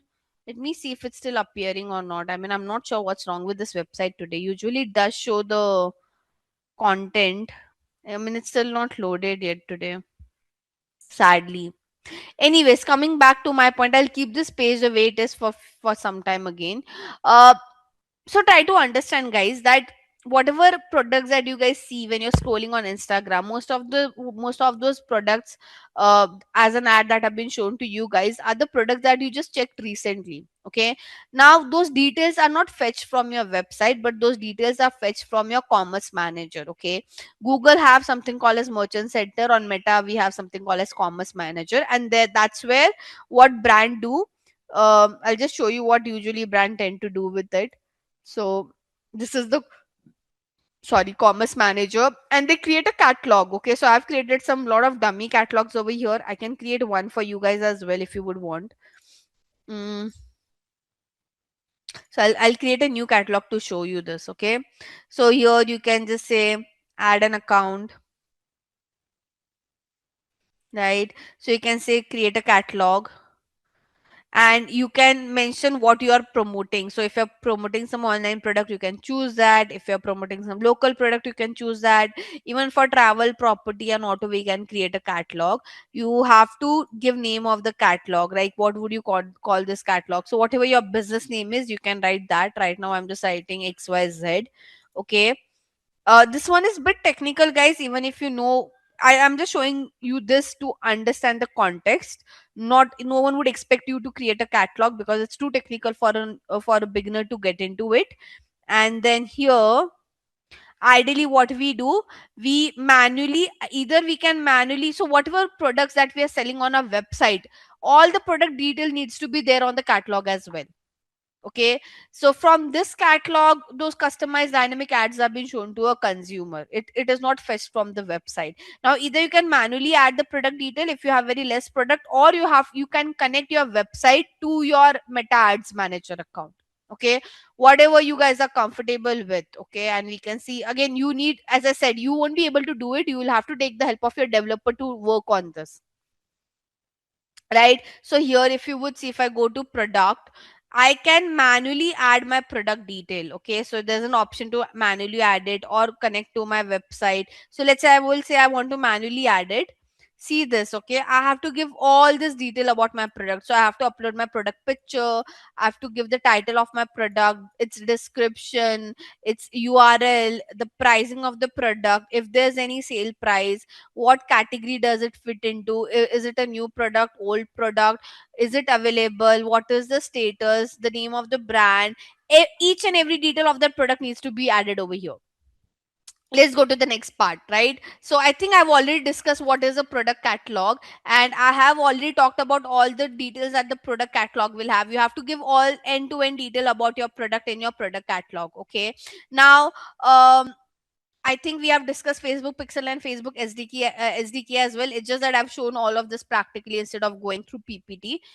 Now once you do this, okay, once you do this entire thing, like once you put the code on your website, you create your catalog as well, you have created your product catalog as well, the last thing, the last final thing that you do is create your campaign, okay, on your ads manager account. I'll show you how does the campaign creation looks like. Okay, so I'll show you how does this look like on the platform. So we'll go back to our ads manager.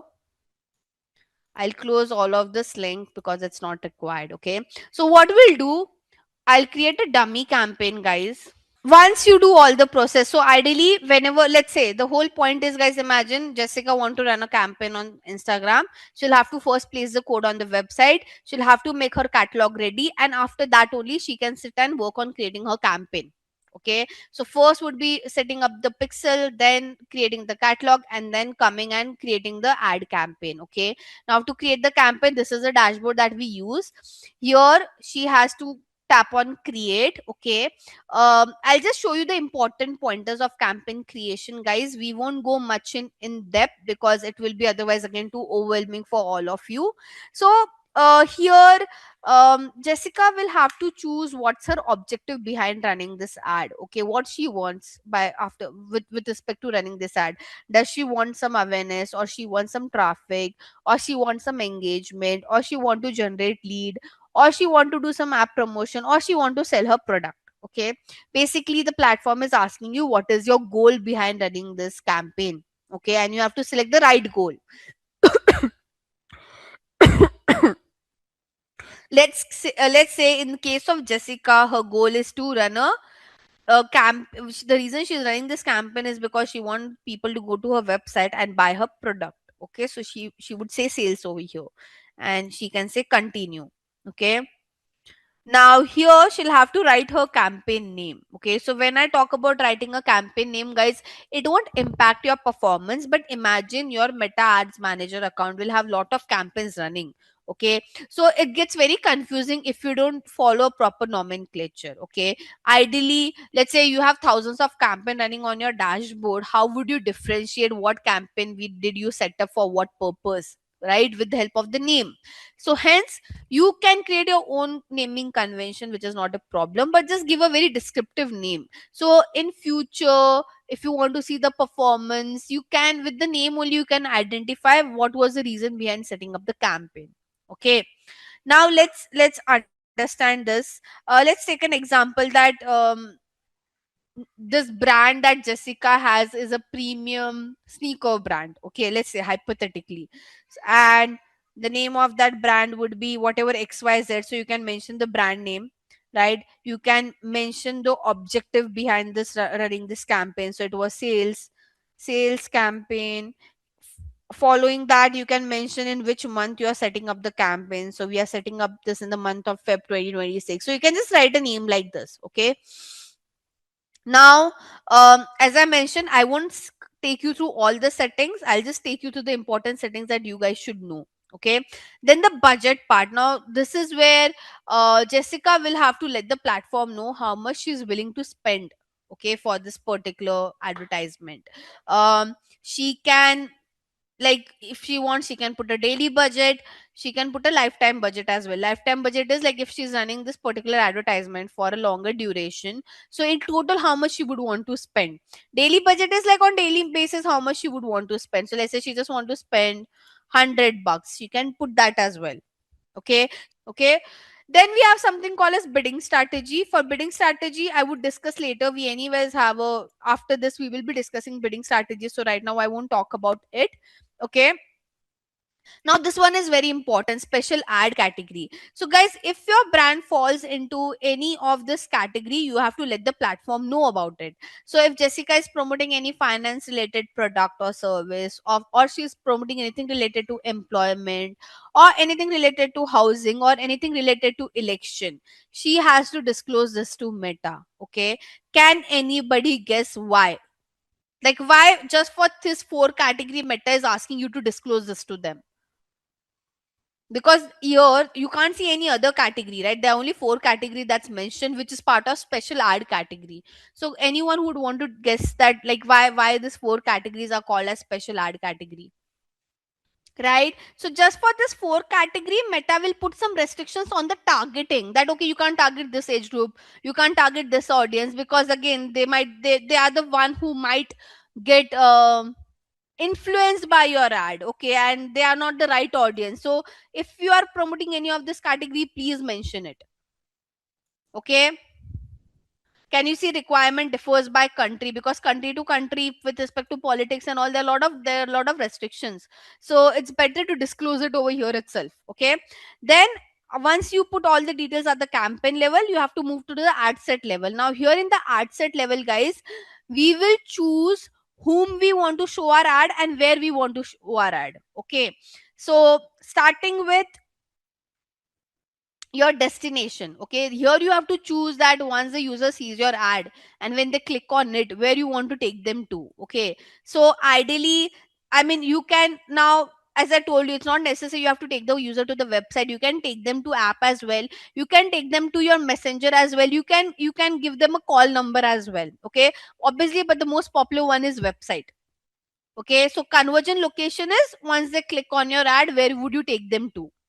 Okay, performance goal is what do you want to achieve by running this ad, as I mentioned. So do you want as many conversion as possible, or do you want lot of landing page view, or do you want link click, or do you want reach, or do you want impression? I think I've discussed all these metrics yesterday, so you would know meaning of each one of them. Now for us, we clearly, the reason Jessica started creating this campaign was she want to sell as many product as possible, right? So her conversion goal should be maximize number of conversion, right? She doesn't matter what is the landing page view, link click, reach, impression, doesn't create any impact, right? Her main focus is conversion, so she should select this, right? So you have to, these two options are very important. um I'll again talk about this later, attribution model and all. We have a separate topic for that. I won't discuss this. Here you can put your start and end date. When you want to start your campaign, when you want to end your campaign. Let's say you want to stop this campaign on 20th, put an end date. Okay. Why is this important? Trust me, there have been times when we get so busy with our work. Let's say I had a sale running up, okay, and my sale would end tomorrow, okay, but I'm so packed up with work, I might end up forgetting pausing this campaign, and my sale, everyone would see, still keep on seeing my ad which says 50% off, 50% off. But ideally, once the user go on the site, there's no 50% off, right? So that creates a lot of problem, and the client would bash you for this if they see that the sale has been ended but your campaign is still running. So in that case, always put an end date. So even if you forget to pause the campaign, the platform will automatically pause this campaign based on the end date that you have chosen. Clear? So you have to put the end date. If you are not sure about the end date, then don't put one. Okay. If you think this is a campaign that will keep on running and running and running, then don't put an end date to it. Not mandatory. Okay. Now this is the most important part, which is your audience, whom you want to show your ad. Okay. And by the way, here you see your audience size. So what is the, like, based on the targeting that you will create, it will show you the audience size, like how many people your ad can be reached out to. Okay. This is not that I'll be able to reach out to so many people. Okay, because to reach out to so many people, I have to spend that kind of amount as well. Okay. Now, with respect to the audience targeting, guys, let me just give you an idea. On Meta, you have three kind of audience targeting: saved audience, lookalike audience, and remarketing audience. Okay. Now, saved audience is where you have to create your audience from scratch. So you have to create your audience starting with adding all their age, gender, interest, behavior, um, location. So you're creating an audience from scratch, is what I'm trying to say. We also call them as a prospecting audience. People who might know about the category and all, but probably they wouldn't know about your brand. Okay. Remarketing audience, I've already talked about it.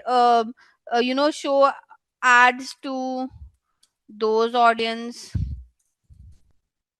who checked checked out your brand but haven't converted yet, have not like they haven't done any transactions, so but have not made any transactions yet. Also, you when you do upselling and cross selling, you do with the help of remarketing only. Okay, so there's no difference over here. Look like audiences. Now I would just show you the saved audience. Look like and remarketing is again bit advanced, so we won't go over there for now. Let's just focus on saved audience. For look like and remarketing, you should just know the meaning of it. Now, how to create a saved audience? Just observe what I'm doing, and then we'll take a break. Okay, so this will take at least 10, no, let's just cover this entire meta part and then we'll take a break. Okay, so now here you have to say further limits the reach of our ad.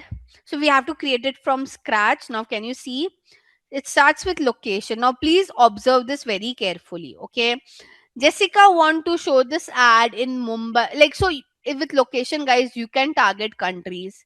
Okay, so let's say I want to show my ad in United States, I can do that as well. Can you see, I can target entire United States. Okay, if you want to show ad in multiple cities, states, like let's say I want to show my ad in Gujarat, it's one of the state in India, so I can say Gujarat. If you want to show ad in a specific city, like let's say Pune is my location, so I can say Pune. Okay, let's say you just want to show ad in a specific area of your city. Okay, like I want to show this is where I reside, so I can put my pin code. Can you see, this is the area where I reside, so it is showing my ad on this pin code. So you can go as low as pin code and address as well, which is a very good thing, right? So it's not necessary you have to show ad to the entire country. Let's say you have opened a salon today and you just want the people who reside nearby that salon should know that there's a salon that has opened right now. You can just target the specific pin code and that's it. Okay. Apart from include, you can exclude the location as well. Okay. So now let's say I'll just remove this pin code. Let's just again, let's say I want to target my entire city, but I don't want to show ad in my pin code. Okay, what I'll do, I'll choose exclude. I'll add my pin code over here. Can you see it's showing red in red over here? This one. Can you see this? So my entire, like for my city, it shows. If I zoom out, can you see this is my entire city that I'm trying to target, but my particular area has been excluded. You can do location, add location in bulk as well. Just choose what you're adding. If you have a pin code, choose your country over here, put all the pin code, and it will do pin code level targeting. By the way, any changes that you would make on the targeting, this audience size would also change. Okay, I hope I'm clear with this. So for now, let's say I just want to show ad in my city. I'll remove each one of them. Okay, you can choose whatever you would want. Now age targeting, as I mentioned, you can choose what age. See, now if you would have chosen, guys, if you would have chosen any of the special ad category, it would have restricted you with the age targeting. It probably would have not allowed you to target below 18, right? So because we don't fall under special ad category, we have freedom to target whichever age group we would want to. Okay, so you can choose the age group. Obviously, guys, see, all this targeting that we do, we are not the only one who decides it. We have to do the targeting, we have to show it to your client. The client will have their own perspective, and we have to follow what they are also saying. So you and the client should be on the same page when you're doing your targeting. I hope I'm clear. So that's how you can select your age, you can select the gender. Uh, and now, ideally, just choosing location, age, and gender is not enough. Hence, Meta has also given you one more section of detailed targeting. Okay, so here you can add more demographic, interest, and behavior characteristics. Okay, so now we'll do the last part of the targeting, because as I said, just targeting age, gender, all of this is not enough. Okay, so now with targeting, guys, there are few thumb rules. You should first begin with your interest targeting. So obviously, whenever we do targeting, the first thing, like, how should I say, the basic thing that we would want is that people should be interested in your product, okay, or your services. So you can go into this interest section and you can find out whatever you are selling as an interest over here. Okay, if you don't want to do this way, you can directly search as well. Okay, so for example, for in case of us, like we are selling sneakers, right? So I'll search for sneakers over here, and I have to choose. So trainer, footwear, we have sneaker shop. There's nothing called as specific to sneaker over here. I could see sneaker stuff, trainer, sneaker, and see, now this we have sneakers and apparel, right? And this is as an interest, so I can add it, right? And by the way, if I add one targeting, Meta gives me some similar suggestions. Can you see sneaker freakers? I will get some other suggestion as well. So let's see, what do we have over here? Shoes. I can take all of this as well if I would want to. Okay, so you can keep on adding interest like this. Now, so we have selected people should have interest in our product. But now imagine, guys, okay, that the sneakers are very expensive. Let's say it starts from 20K, okay, or 50K. Let's say the sneakers that Jessica is trying to sell are starting from 50,000 INR. So ideally, for the country like India, you can call this as a premium pricing. Okay, like not every other person would be able to afford it, or they would want to spend on it. Okay, so then the point is, you Jessica just shouldn't show ad to those who are interested in sneakers. She has to add other characteristic as well. Like for example, I am also interested in sneaker, but I can't afford it. So does that make any sense for Jessica to show this ad to me? No, she's burning her money ideally, right? So what Jessica can do, Jessica can use this option of define further. Basically, what she's trying to say that yes, people should have interest, but now I'll add more characteristics, and that should also match. So when both the characteristics would match, then only the user should see my ad. Okay, if you could see, it says and much also match. What it is trying to say, this characteristics should match, and I'll add more characteristics that should also match. So you are creating some combination, you are creating some and filters to it. Okay, now what she can do to reach out to a premium audience, there are some ways you can reach out to a premium audience. Now guys, I won't say 100% of this audience would be premium, because people don't keep their profile updated, so not sure if they have the same status or same liking or same behavior train. But at least like 40 to 50% of the audience would be quality out of it. Okay, so in your demographic, guys, you have so many options. Okay, can you see education? So now let's talk about education, guys, and I would want you guys to give me a feedback. Can anybody tell me, I want to reach out to a premium audience within education? I have three options. Okay, so I can target people based on what um you know what what exactly they are studying or what they have studied, what colleges they have visited, and basically um their education level, like how should I say, they did their bachelor's, etc, etc, etc. What do you think, what should I select out of all this? Like what would make the audience bit premium? Would the education level decide if that audience is premium or not, or would the kind of degree they have got would decide they are premium or not, or the colleges they have visited? What you can do, you can target people based on the colleges. So you can just search for the college's name. For example, in India we have Indian Business School. So ISB, let me see. I'm not sure why is it not reflecting. What? Yeah, so I can see I am right now. We have SP Jain as well. Let me see.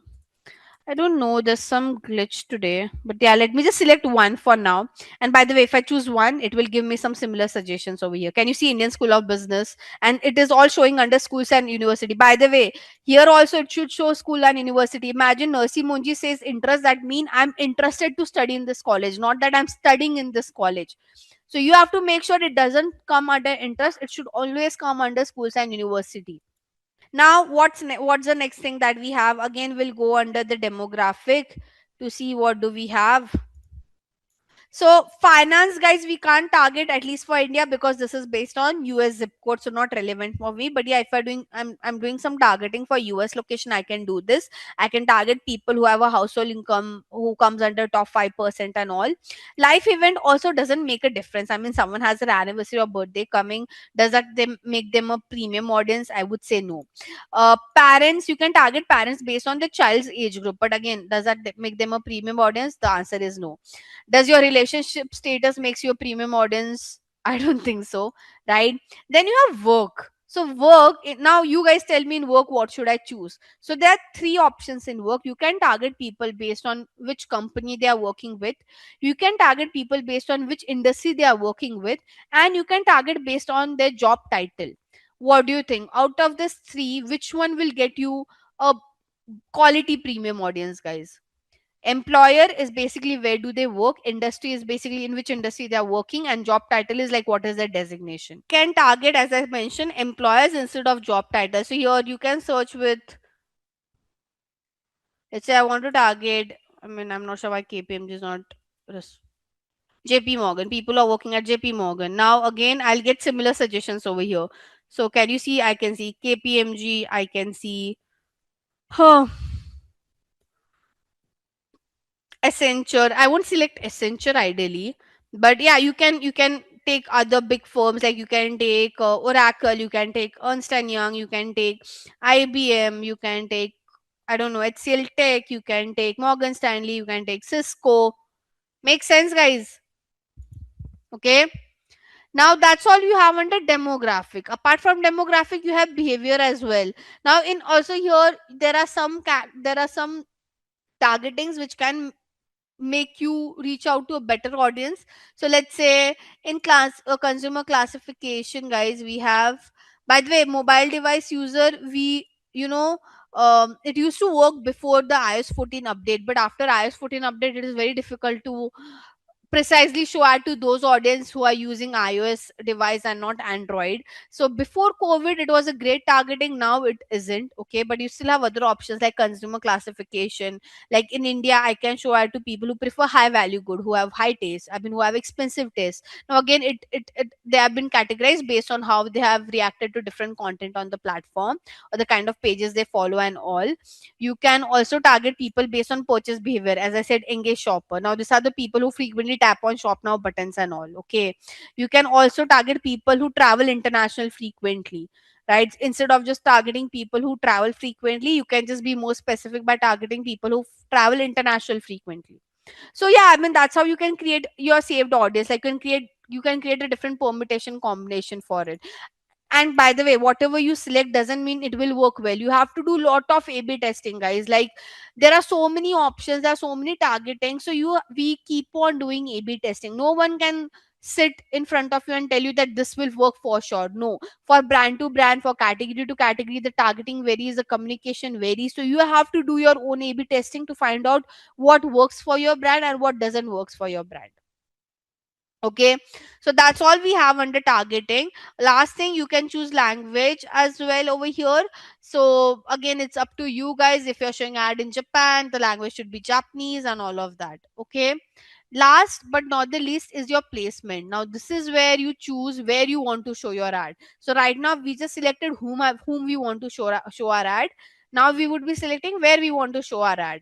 So here you can choose your device, if you want to just show ad on mobile or desktop. Even on mobile, if you just want to show ad to iOS device, you can do that. Okay, it's up to you guys. Now, because if you're a premium brand, I think there are many people who prefer showing ad to audiences who use iOS instead of Android. I'm not saying Android people are not rich, but you can do an A/B test and find out by for yourself. Okay. Platform, here you can choose where you want to show your ad on Facebook, Messenger. WhatsApp is still getting integrated, so hence it's not appearing for now. But yeah, you have Instagram. Audience network is third party websites and apps. So Meta has collaborated with a lot of third party websites and app where you can show your ad. There are many brands who are a bit scared to show their ad on audience network because Meta doesn't disclose that on which websites and app your ad would be shown. So imagine if your ad has been shown on some wrong website, it would impact your brand image. Hence, I mean, for the brands that I work with, they usually ask me to turn off audience network. Okay. Now here in placement, you can choose also, like, now you have chosen platform. Let's say I just want to show ad on Instagram. So in placement, you will choose where you want to show your ad on Instagram. Like, what section of Instagram? Like, do you want to just show ad on feed, or you want to show ad on stories and reels? Where exactly you would want to show your ad? Ideally, at the ad set level, we choose our conversion location, like where we want to take the user to, what is our end goal that we want to achieve, whom we want to show our ad, basic the entire targeting, and where we want to show our ad, like which is where we create this final ad over here. But what we can do, we can take a break now, and we can get back at 9, and then we can start at 9 again. I'll give you a 13-minute break. I hope that works, guys. So now we'll move towards the final stage, which is creating our ads. Okay. Now for ad creation, guys, it's pretty easy. You just have to fill in the details over here. It's not that complicated. This thing that you could see over here as a partnership ad, this is the one that you see. Let me just show you what exactly is a partnership ad. So if an influencer creates a content for you and you want to run that as an ad, it's called a partnership ad. Okay. So you might have seen ad like, by the way, this tool is very important, the one that I've opened right now. Whenever you want to stalk your competitors and you want to see what kind of ads your competitors are running, you can go to this tool called as Meta Ads Library. Okay. Coming back to my topic.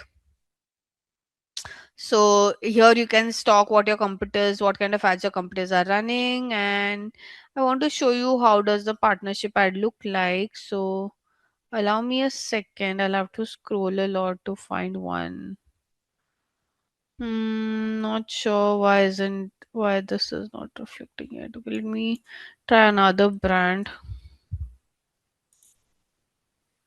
Mm-hmm. So, not sure. Usually, I see a lot of partnership ads over here, but it's not reflecting today. Hmm. So here, imagine like if that influencer has created the content. Have you ever seen the influencer name and the brand name, and below that it says sponsored? Have you guys ever seen an ad like that on Instagram? You'll see the influencer name and the brand name, and below that it will say sponsored. So that is your partnership ad, by the way. Okay. And now to run that partnership ad, what you have to do here, you have to enable this, and over here, okay, you have to the influencer will give you an ad code. You have to put it over here, or the post URL. Post URL is wherever that I mean the content that the influencer has posted on Instagram, they will give you that URL and you can put it over here, and automatically that content will reflect on over here as a preview. Okay, so that is what we call as a partnership ad. You also call this as a UGC ad, user generated content, and works really well nowadays. Instead of running a normal image, video, or a carousel ad, the partnership ads are ideally performing really great. Okay, now if you want to create like a normal ad, you can turn on this ad preview. Apart from that, guys, for whichever brand you are working, you have to make sure you have access of their Facebook page and their Instagram account. Without that, you can't run an ad. So if say I'm working for Jessica's brand, Jessica has to give her page access to me as well. Or she can add me in her ads manager account. She can add my email ID to her ads manager account, and I can access from there as well. But the when whoever is working on creating this campaign, they should have access to the Facebook page and the Instagram handle of that particular brand. Okay, now here you can create an ad, you can create a single image or a video ad, you can also create a carousel ad. I mean, what's the difference between each one of them? This is a single video ad. Okay, a carousel ad would look like this. This is a carousel ad where there are multiple cards, and this is like a single image ad. Okay. Um, by the way, what are the different components? So here you just have to upload your media. Like you just have to choose your format, what format you want, and you have to upload your media. Before you do that, you have to give your website destination over here, that where you will take the user to once they click on your ad. And here you can start uploading your media, like your pictures and all of that. Okay, so whatever media you have, like I don't have any pictures right now, I'm just randomly selecting one picture.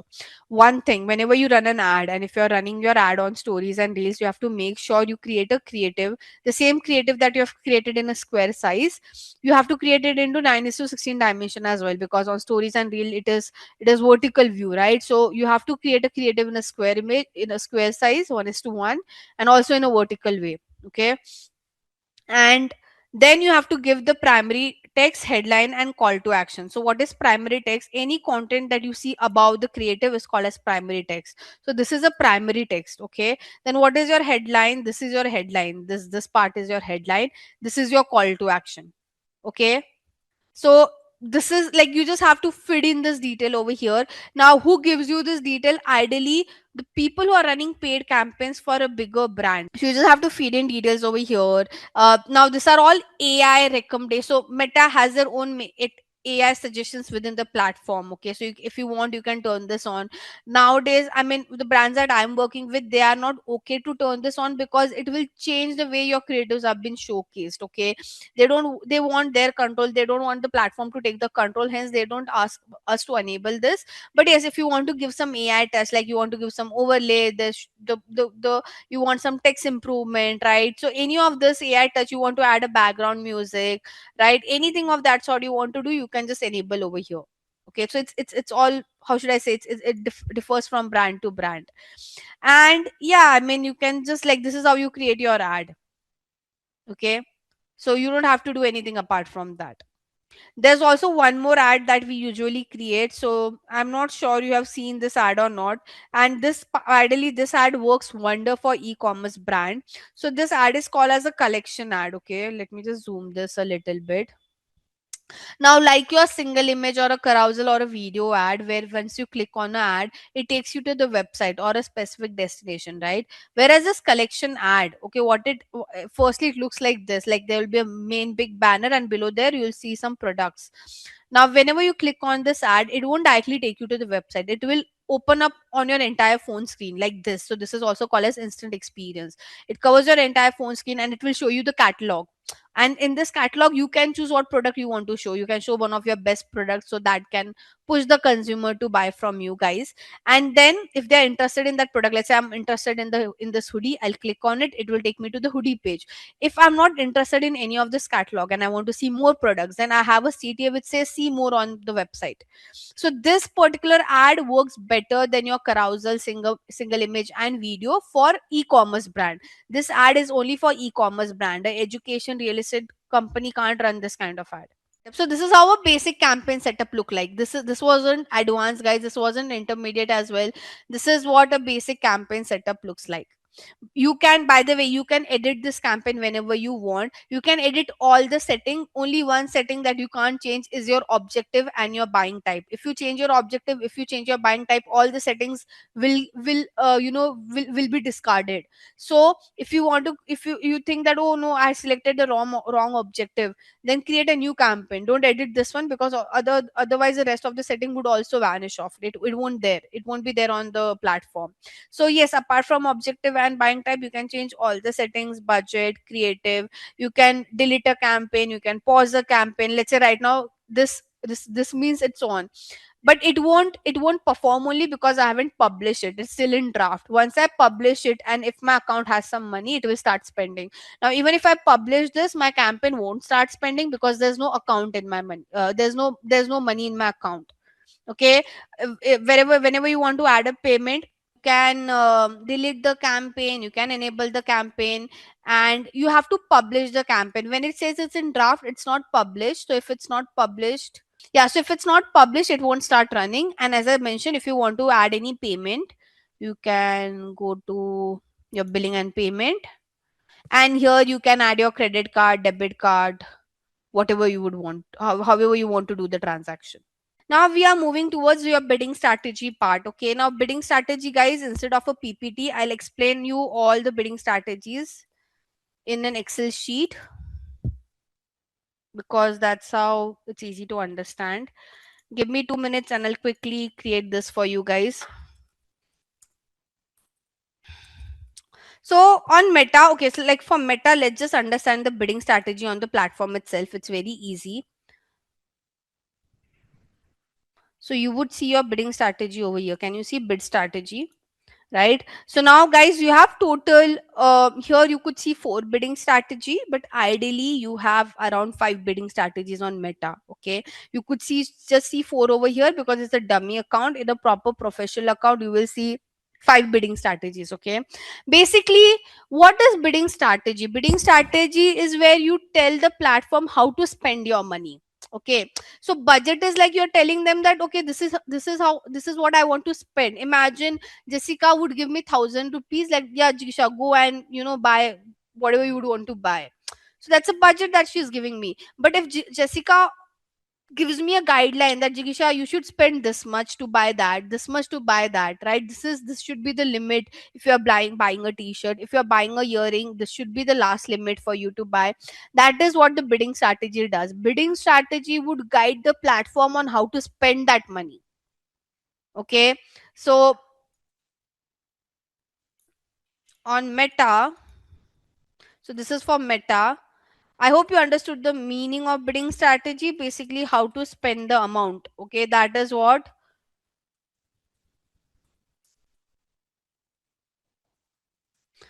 the bidding strategy does. Now, what are the bidding strategies that we have? Highest volume. Okay, then we have cost per, 1 second. So we have cost per result goal. We also call this as cost cap. Then we have highest value. We have target ROAS. We have bid cap. Okay, so this is a bidding strategy. And for objective to objective, the bidding strategy would change. Okay, so this bid cap bidding strategy is good for awareness.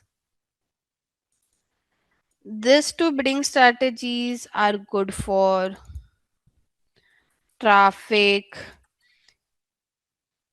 engagement, and leads and app install.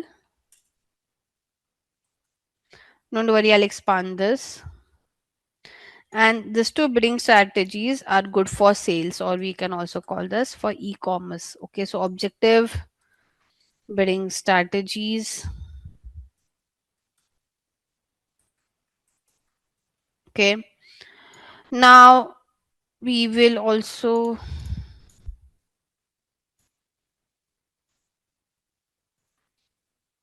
control is basically, there are some bidding strategy that you can control. There are some bidding strategy that the platform would control. Okay, so highest volume is controlled by platform.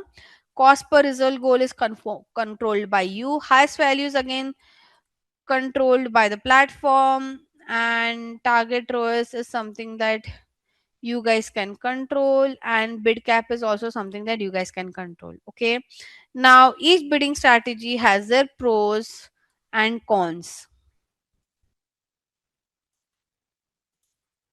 Okay, let's understand each one of them, guys, and please listen to me very carefully because it can get bit complicated. Okay, so we have bidding strategies. The meaning of bidding strategies is basically guideline on how to spend the amount. Okay, basically you're guiding on how to spend the amount. Okay, this bidding strategies that I've mentioned is only for Meta. For other platform, the bidding strategies are different. Okay, so platform to platform, the bidding strategies varies. We are just discussing about Meta. Okay, guys, are you there with me? Because it will take at least 20 minutes for me to explain this in detail, and I won't take any break in between. So, are you guys there with me? And I hope you guys will, I mean, please pay proper attention for this particular part. Okay. Okay. So, let's start with this one. Okay, traffic engagement. So if you have chosen objective like traffic engagement, lead, app install, you can choose any of this two bidding strategy: highest volume or cost per result goal, which we also call as cost cap. Now what's the difference between both? Okay, so there are two scenarios, and based on those two scenario, you can choose. Based on the scenario, you should decide which one to choose: highest volume or cost per result goal. Okay, let's take an example of okay, I'll give an example.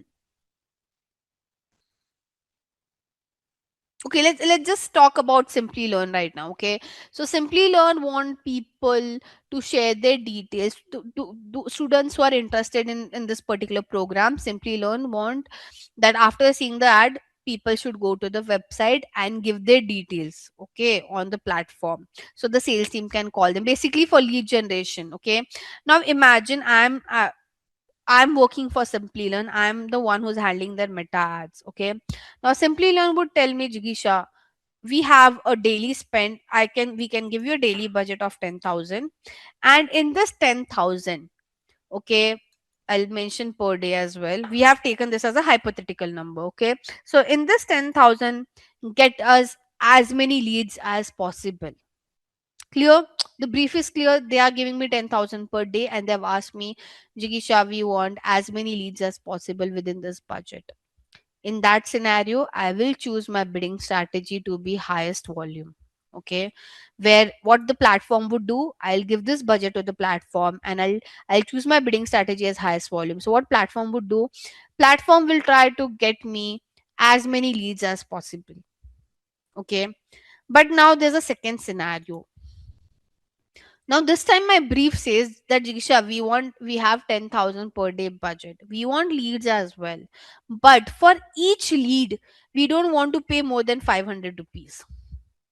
So yes, we want leads, but I don't want to spend more than 500 to capture like one lead data. Okay, we the max we are willing to spend to get one lead detail is like somewhere around 500, not more than that. Okay, they now how a brand comes across this cap, they do a lot of back calculation, they do a lot of ROI calculation for it. I won't go into it, but I'm just giving a hypothetical example that my client would say that, Jigisha, we want leads, but we don't want to spend more than 500 rupee per lead. That's when I will choose the second bidding strategy. I hope this makes sense to you guys. So now how does this work? Here I've chosen highest volume, so I don't have to do anything. I would give my daily budget over here as 10,000, right? Sorry, I've made it 1 lakh. Okay, but now as I said, in the second scenario, my client want me to put a cap of 500 for per lead. So what I'll do, I'll choose cost per result goal over here. And now, okay, very important thing, I have to go to the ad set level, and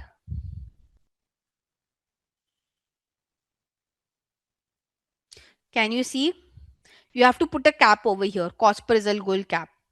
Okay, can you see, Meta will aim to get the most conversion and try to keep the average cost around 500.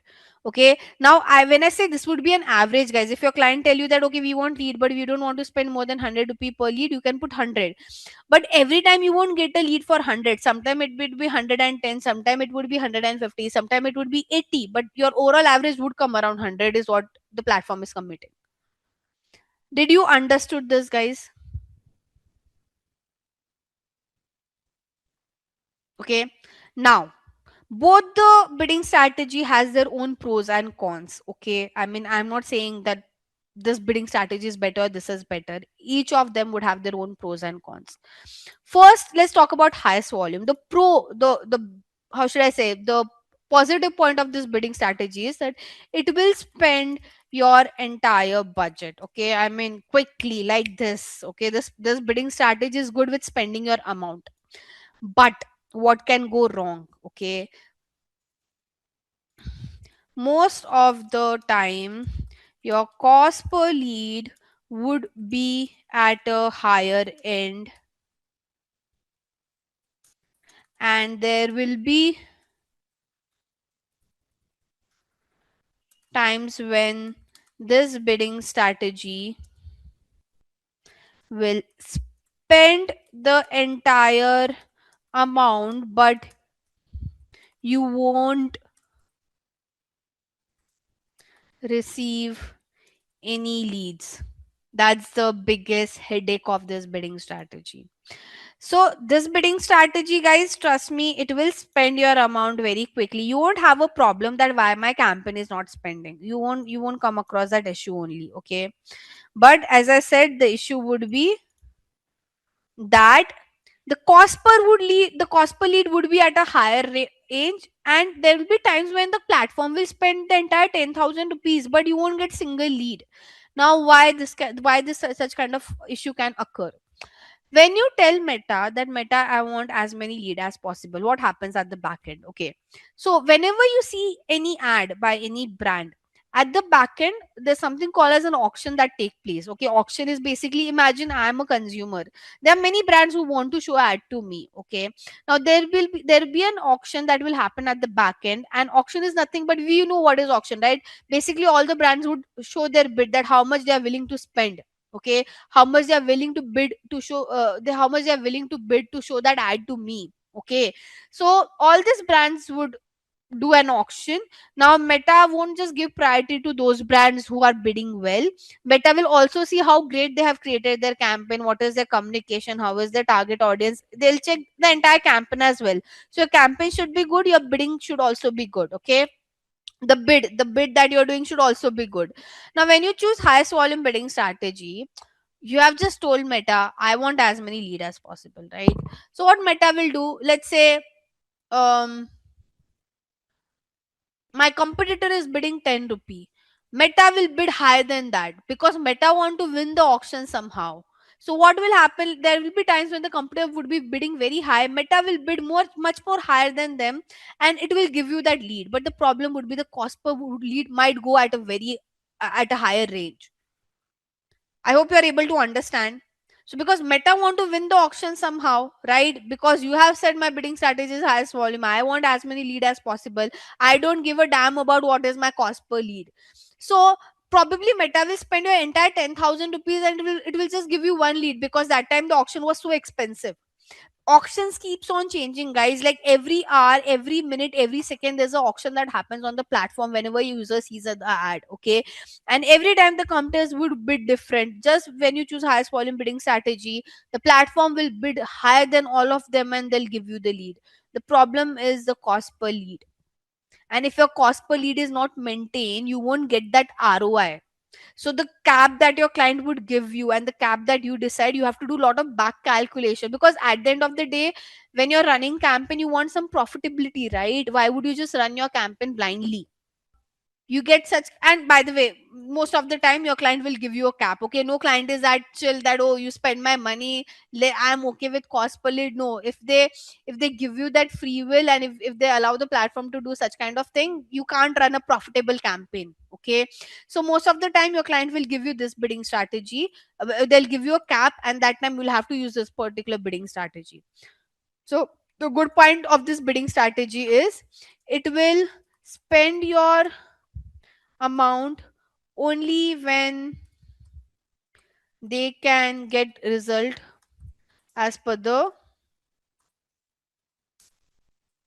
target set on the platform. Okay, so now you have told that I want lead, but I don't want to pay more than 500 rupee per lead.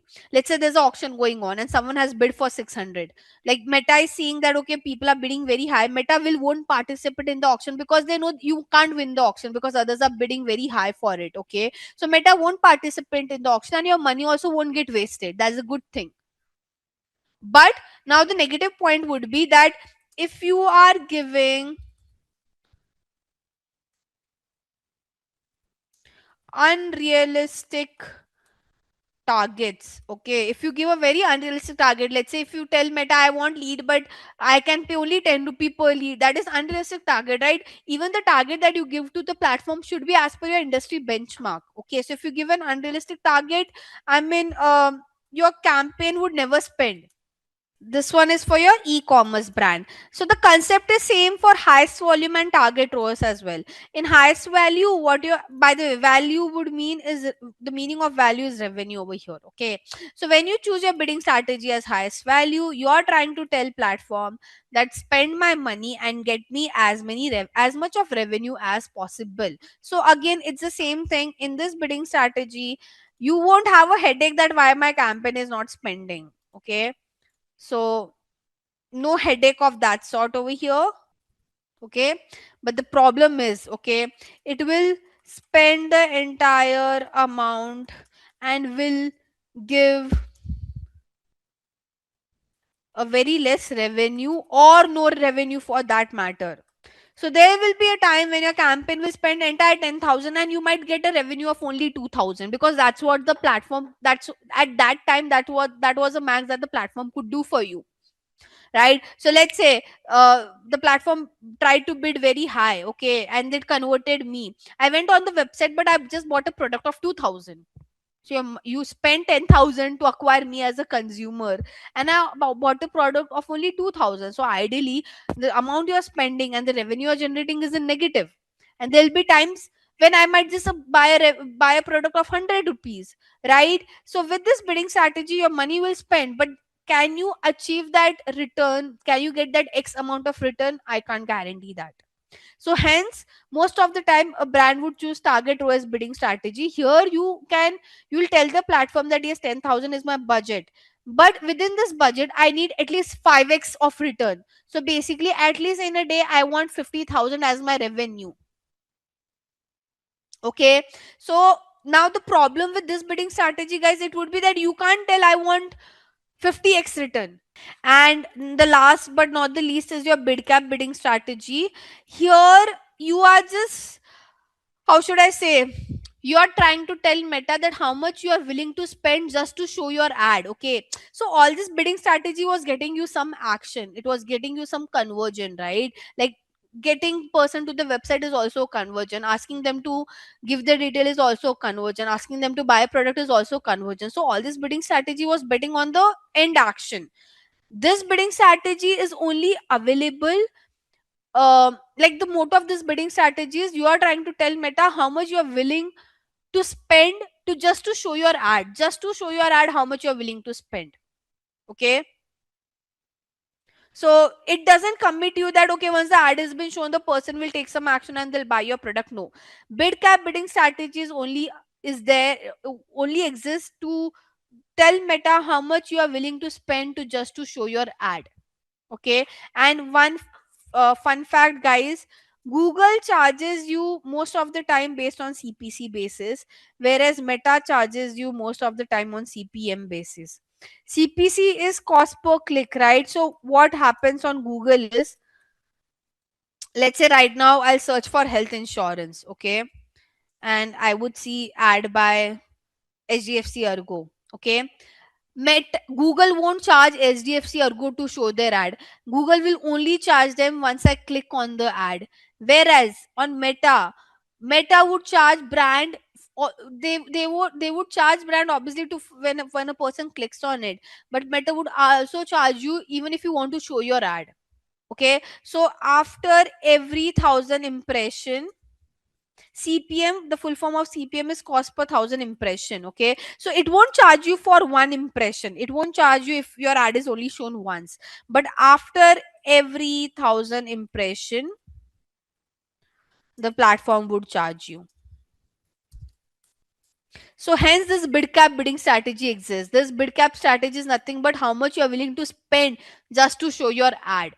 So for your capstone, you would see a PPT. I mean, you will get this PPT on your platform, and so ideally, we all have discussed, how do we create like what are the practices while creating the landing page. We have discussed attribution model, budgeting, Facebook pixel. I have taken you to how to create a meta ads as well.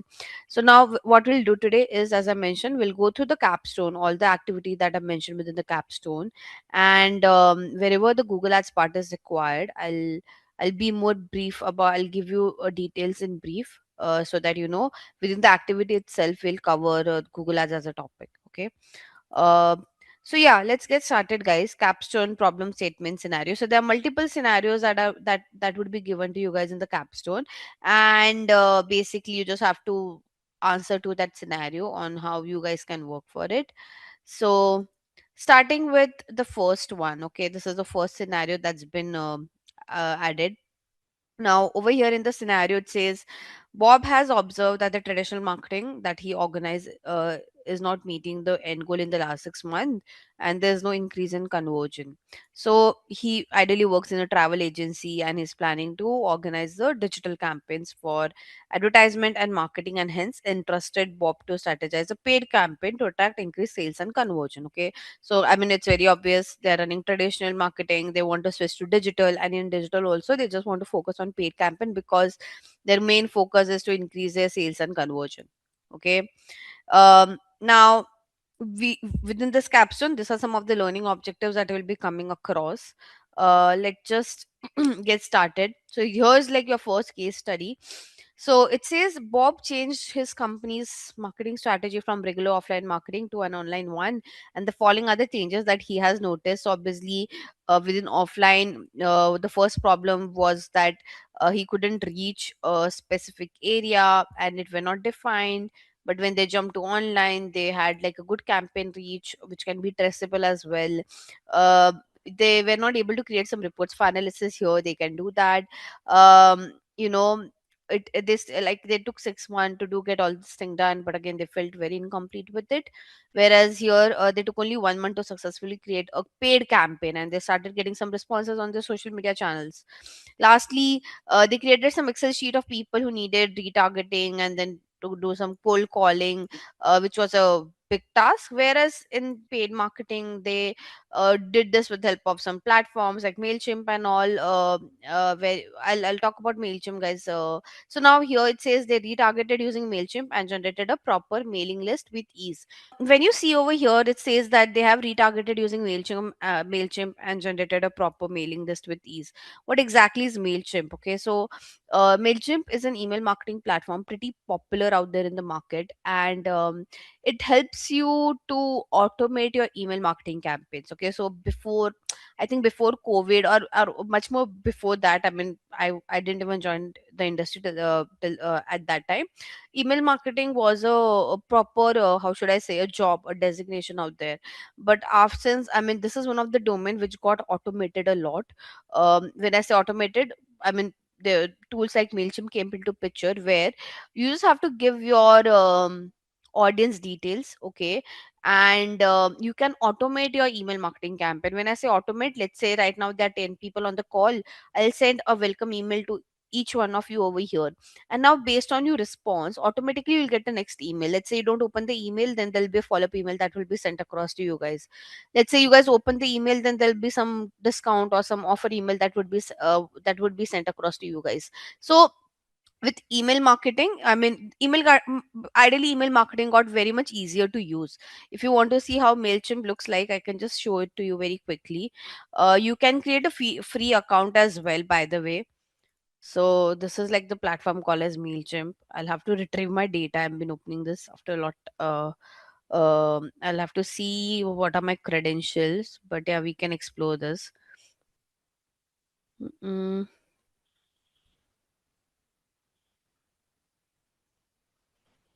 Not sure why is it taking so much time to load. Okay, anyways, till the time this loads, we can proceed. But yeah, I'll take you through how MailChimp works, so you'll get a better idea. Now, is MailChimp a part of paid media campaign? I would say yes. As I said earlier, there used to be a proper designation for email marketing folks. Now there's nothing of that sort. So ideally, all this email that you guys get now, which kind of emails have been shooted with the help of MailChimp? On your Gmail, you might have seen a lot of promotion emails, right? So like this emails that you get under the promotion sections are all sent by MailChimp. These are not sent by Gmail, by the way, or any email marketing tool. So all this email that you guys get where there's such fancy pictures, banners, and all of that, they don't do this with Google. I mean, they don't do this with their Gmail. They use all this kind of email marketing tool to do that, because you can't create such kind of templates and all. You have to create, I mean, all this email marketing tool gives you all this kind of template creations and a lot of designing work and all. So it can be done with the help of email marketing tool. Secondly, in email marketing tool, you guys can schedule your emails like based on how user responds to your emails, like who have opened the email, who have not opened the email. You can create the entire workflow over there, and ideally based on how people would respond, those email would be shooted accordingly to them, right? So I'm not sure why the tool is not loading. It's taking some time to load, but yeah, I'll take this up once the tools, I've noted it down over here. So once the tool would load, I'll try to give you a overview of this. So now, is it a part of paid media campaign? I would say yes, as I said, because there's no specific department. So how should I say? जो भी department को आता है, they pick this up. But majorly paid media people work on this because again, Mailchimp. I mean, it's a tool, right? And SEO folks don't know how to use it most of the time. Even social media people are not much well versed because again, this needs some data analysis and 10 other things. So ideally, it goes to the paid media folks to send such kind of email with the help of Mailchimp. Okay. Now, again, few other scenarios that have been mentioned over here in the table.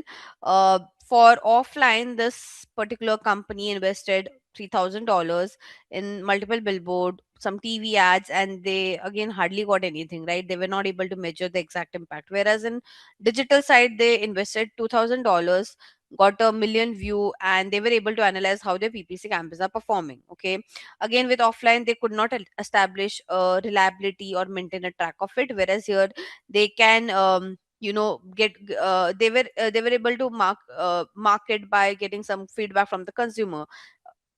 Lastly, they did scale city wise gradually over 6 months in the six new cities. Here they can reach out to multiple countries worldwide, because again, as I have shown you last time on Meta, how we can do location targeting. Now, starting with the first activity, okay, key parameters of digital marketing. So, from the above case study, Bob analyzes the performance and struggles during online and offline mode. He want to identify the metrics and parameter in which he can do better with online marketing. Okay, so the first question is help Bob to identify the key online marketing metrics and parameters and best channel to target new clients globally. Okay, so now here comes our first activity. Guys, I won't feed you all the details because ideally it's your job to do this, but yes, I will give you a idea on how you can work on this. Okay, so don't expect an exact answer, otherwise there's no point of doing this capstone. But what I'll do is, so the first thing that you usually do is you feed the data of people whom you want to send the email. Okay, so because I mean, this is my dummy account. These are like details of all my past student. Okay, and we did like a lot of. I mean, I can't send email to them now, otherwise they'll get annoyed with this. But what you can do is I can show you how to. So what we can do, we usually go to here to add contacts. We say import contacts. Now here we upload a CSV file.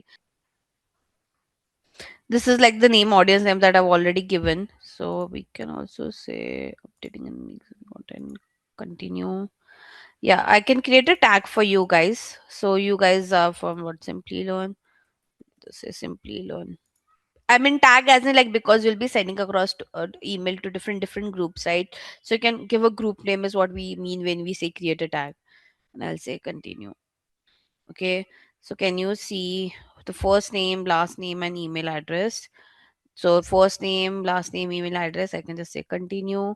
Now, ideally, one very important thing, the person who are sending you to whoever you send an email, they should be the one who have agreed for your subscription. Like they have subscribed to your email. If you would have understood if you visit any brand's website, only when you give them an approval that yes, they can send across an email to you, that's when they start sending you across the email. Like you get that pop-up, right? Do you want to get future updates or not? And you agree to it, then only you get those emails, otherwise you don't get the emails. Okay, so here when I'm sending email to you guys, it should always be, the status should be subscribed. People who are subscribed, we like they have the consent. Okay, they have given you the consent that yes, you can send across email to them. And I'll say finalize the import. So I have got 5 imports done. And now I can say email this to, like I want to send email to all these 5 new contacts that we have. So this is where we create our email marketing campaign. Okay. So audience, I mean, I've already given the name. I mean, it's my family business name, so it's just like that over here. Now, whom I want to send my email, all my email subscribers, or what? We can just go to the tags, and I have created one tags for you guys, so I'm just finding it. Yeah. So can you see? I'm saying I don't want to send email to all the people who are there in this platform. Okay. I've added, as I said, so I've created different tags. If you could see. Okay, so what I'll do, I just want to send email to you guys. Hence, I'll say simply learn. Make sense? Okay, so I'm saying that I'm sending across to all the people who come under the Simply Learn tag. Okay, now, by the way, whenever you send an email, you have to make it personalized. Okay, so hence I'll say personalize the send to file. Now, you want that your email don't go to spam. First thing is like you personalize it. Second, even your email ID should be like proper email address. So today, the email that you might get might not would go to spam, so you'll have to check your spam section as well, because my email ID is like is not like a professional business email ID. It's like it's a personal email ID. So there's a good chance that this through this whatever email you will get might go to spam. Okay. So let's just do this. Personalize I've done. And now send time, you can schedule it. Okay, if I want, I can schedule it. But let's say I just want to, like, in schedule, you can, by the way, if you want to schedule it, you'll have to buy the premium. The free tool doesn't allow you to do that. Okay, you have to upgrade your plan, if you could see. But if I send it now, I can schedule it. So I'll just say like send it now. Now here I have to create my content. Okay, so I'll say design my email. And this is where you get a lot of templates. Okay, now again, because I'm using the free version, I won't get lot of templates. Okay, I just have like some basic template that I could use. So I'll just use the basic one. There are a lot of premium templates as well. There are a lot of different themes as well, but as I mentioned, like they comes into the premium side of the platform, so I won't do that. I'll just select a basic theme just to show you how that email body has been designed. Okay, so it is like your Canva only, by the way. Like if you don't want any segment, you can delete it. If you have, you guys ever used Canva? So the way you use Canva, it is very similar to that. Like let's say I don't want to use this logo section, I can remove it. Here you have all the okay, let's skip this message. Here you have all the sections that you want to frame your email. Like you want to add a text, you want to add a divider, you want image group, you want some social media icons to be added, you want to create a different footer, you want to add a video, you want to add a promo code, everything. Like this is like some template you just have to drag and drop. For example, I want, let's say hypothetically, let's say I just want I don't know, a product section over here. So I can just like drop that block over here. Can you see? If I don't want, I can remove it. So I'll create like a simple one. I don't have a logo and all right now, but yeah, it's very easy. Like you just have to go here. Okay. And now here, you can just, can you see your default logo? So here you can go and you can upload. I might have some dummies in my, okay. So I have some dummy pictures. Let's say this is my logo. Okay. I'll say insert and here you go. Now you want to edit this content again. You say edit. You can say welcome to, I don't know, um healthy eating, let's say. I'm just i'm just creating a dummy one, guys, don't take this seriously, but yeah, you guys can make it however you want. Again, you want some pictures over here, so same thing, you just replace it. This one, let's say I want to add this picture. Now here you want to give an introduction, so Hmm. I'm not giving any, I'm not writing much things over here. I've just deleted it. Now let's say this is my CTA. Again, I want to edit the CTA. So instead of start shopping, I would say learn more. If you have some product pictures, you can add like a entire catalog over here, if you could see, right? So you can do that as well. Let's say you don't want to design over here, then what you can do, you can design things on your Canva, and you can upload that banner as well over here. So it's completely up to you. Okay, so I can delete it. I don't have any product catalog, hence here you have your social icon thing. So here you have to add all your social media link, if you could see. Okay, and very important thing, please don't edit this footer part. This should be there. Like by the way, this things you can't be edited, because this is like a default thing that should be there. Like you should always give it, whatever email you send, you'll always see that you have an option to unsubscribe it. So you can't remove this option that, oh, you can't unsubscribe to us now once you have subscribed. You can't do such kind of things. So don't edit this particular part, is what I'm trying to say. Okay, and I'm just keeping it this, guys. Okay, I'm not making a lot of work over here. I just wanted to show you how the platform looks like, designing part and all. Ideally you get there are many, I mean, all this banners and all is there. You get it designed from your graphic designer. You just have to merge it on the tool. Okay, so you can say continue. Very important thing that I've missed out is my subject line. Okay, so you have to add a good subject line and a preview text. Now, what is a subject line and what is a preview text? See this. Okay, this is your subject line. So let's say, if for this email, Tree of Life Resort, celebrate love at Tree of Life Resort and hotel is my subject line. This one is a preview text. Preview text is basically the content that you have within your email, uska preview, right? So that's the only thing that you have in preview text. So you're giving a glance. Now obviously when you're writing a subject line, make it very quirky, add some emojis and all. Otherwise again, you'll have a less open rate. I mean, the reason, like, why people open your whenever a person user open your email, the first thing that they'll come across is your subject line and then your preview text, right? So you have to make sure it's a catchy one. Okay, so you can get your content writer to help you create that. I'll just, for now, I don't want to healthy eating, I've wrote, god knows why I've wrote this, but anyways, I'll put the same thing. You guys can add some emojis as well. Well, can think for something food. Okay, health, let's say. Hmm. This one, or whatever it could be. Now here preview text, let's say up to 50% of something something, and then I can just say save. Okay, and now I think I have added everything. We can schedule it, we can create a social post as well, but again, it can't be done in the premium one. So yeah, who's sending this email? It's coming from me, guys. So uh make sure you see that. I'll just save this. You can change that as well, and then I'll say send. Right, so sending now.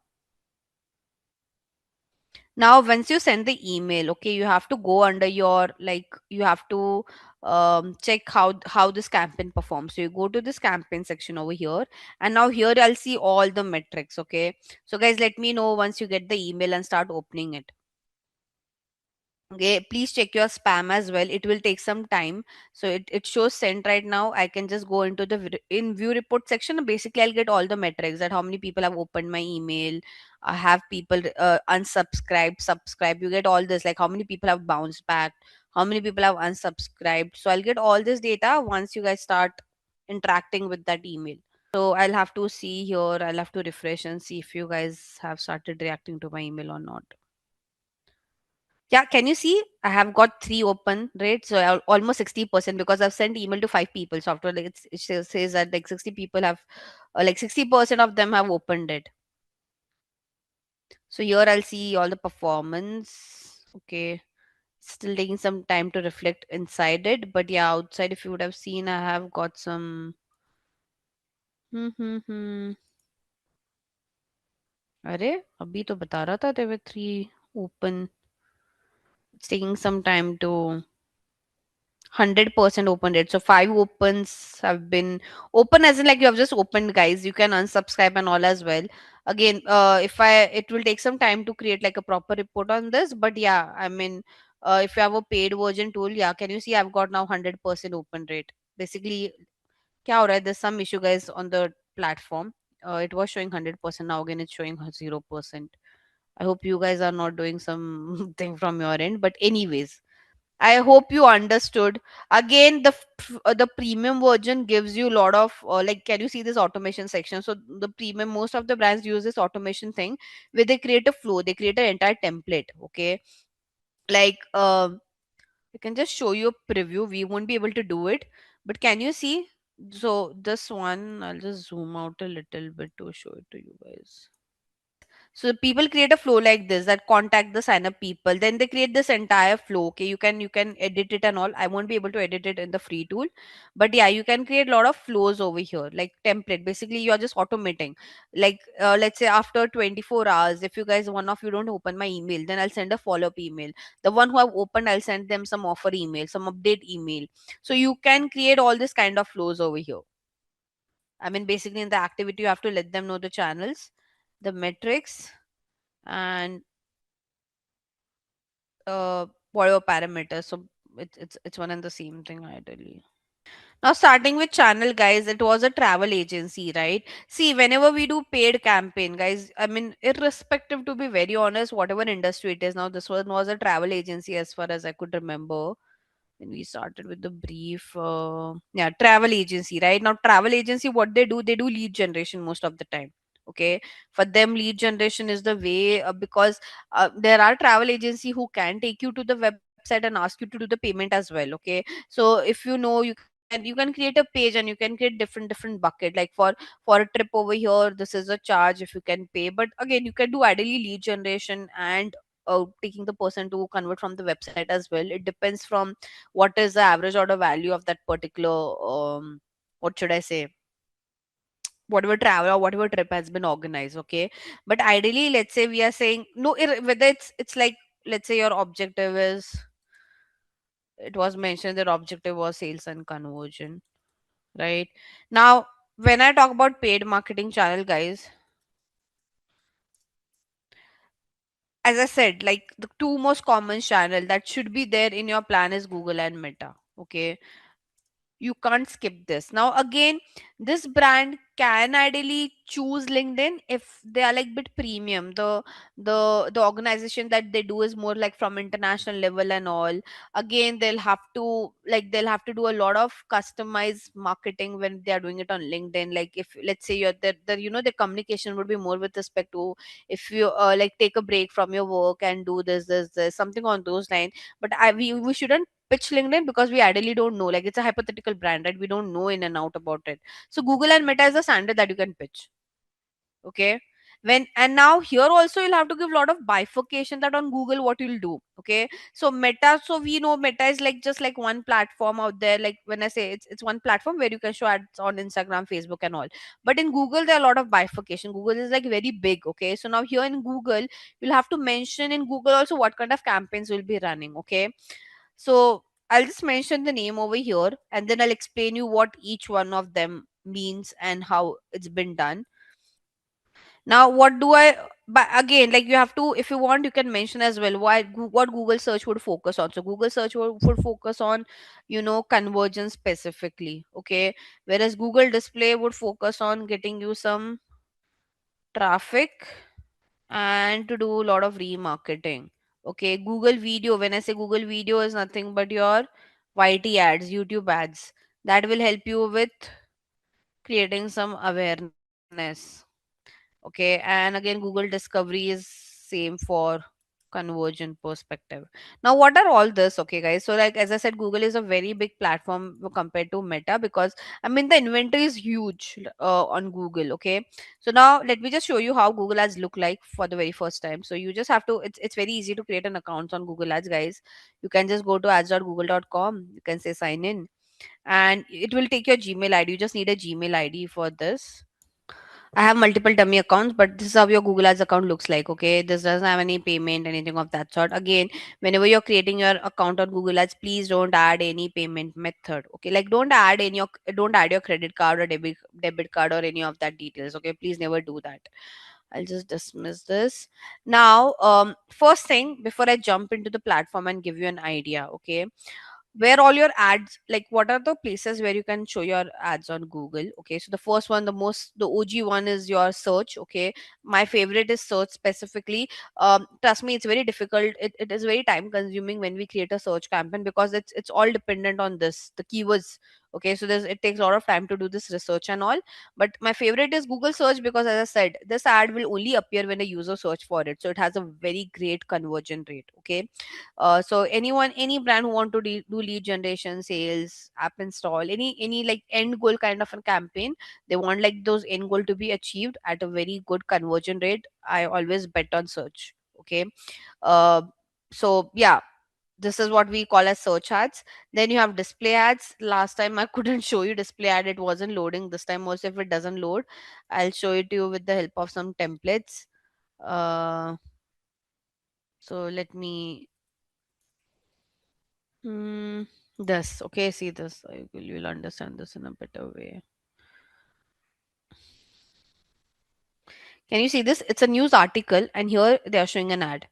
Okay, so such kind of, you might have seen such kind of ads on third party websites and apps. So Google displays nothing but where your ad will be shown on third party websites and apps. So good for traffic because it has like a very lesser CPC, and it's good for remarketing as well, because in remarketing you have to show the exact product that the person has seen in the past. So good for two of this objective. Okay, then the I mean, we have video ads now. Again, in video ads, guys, trust me, it's a, what should I say?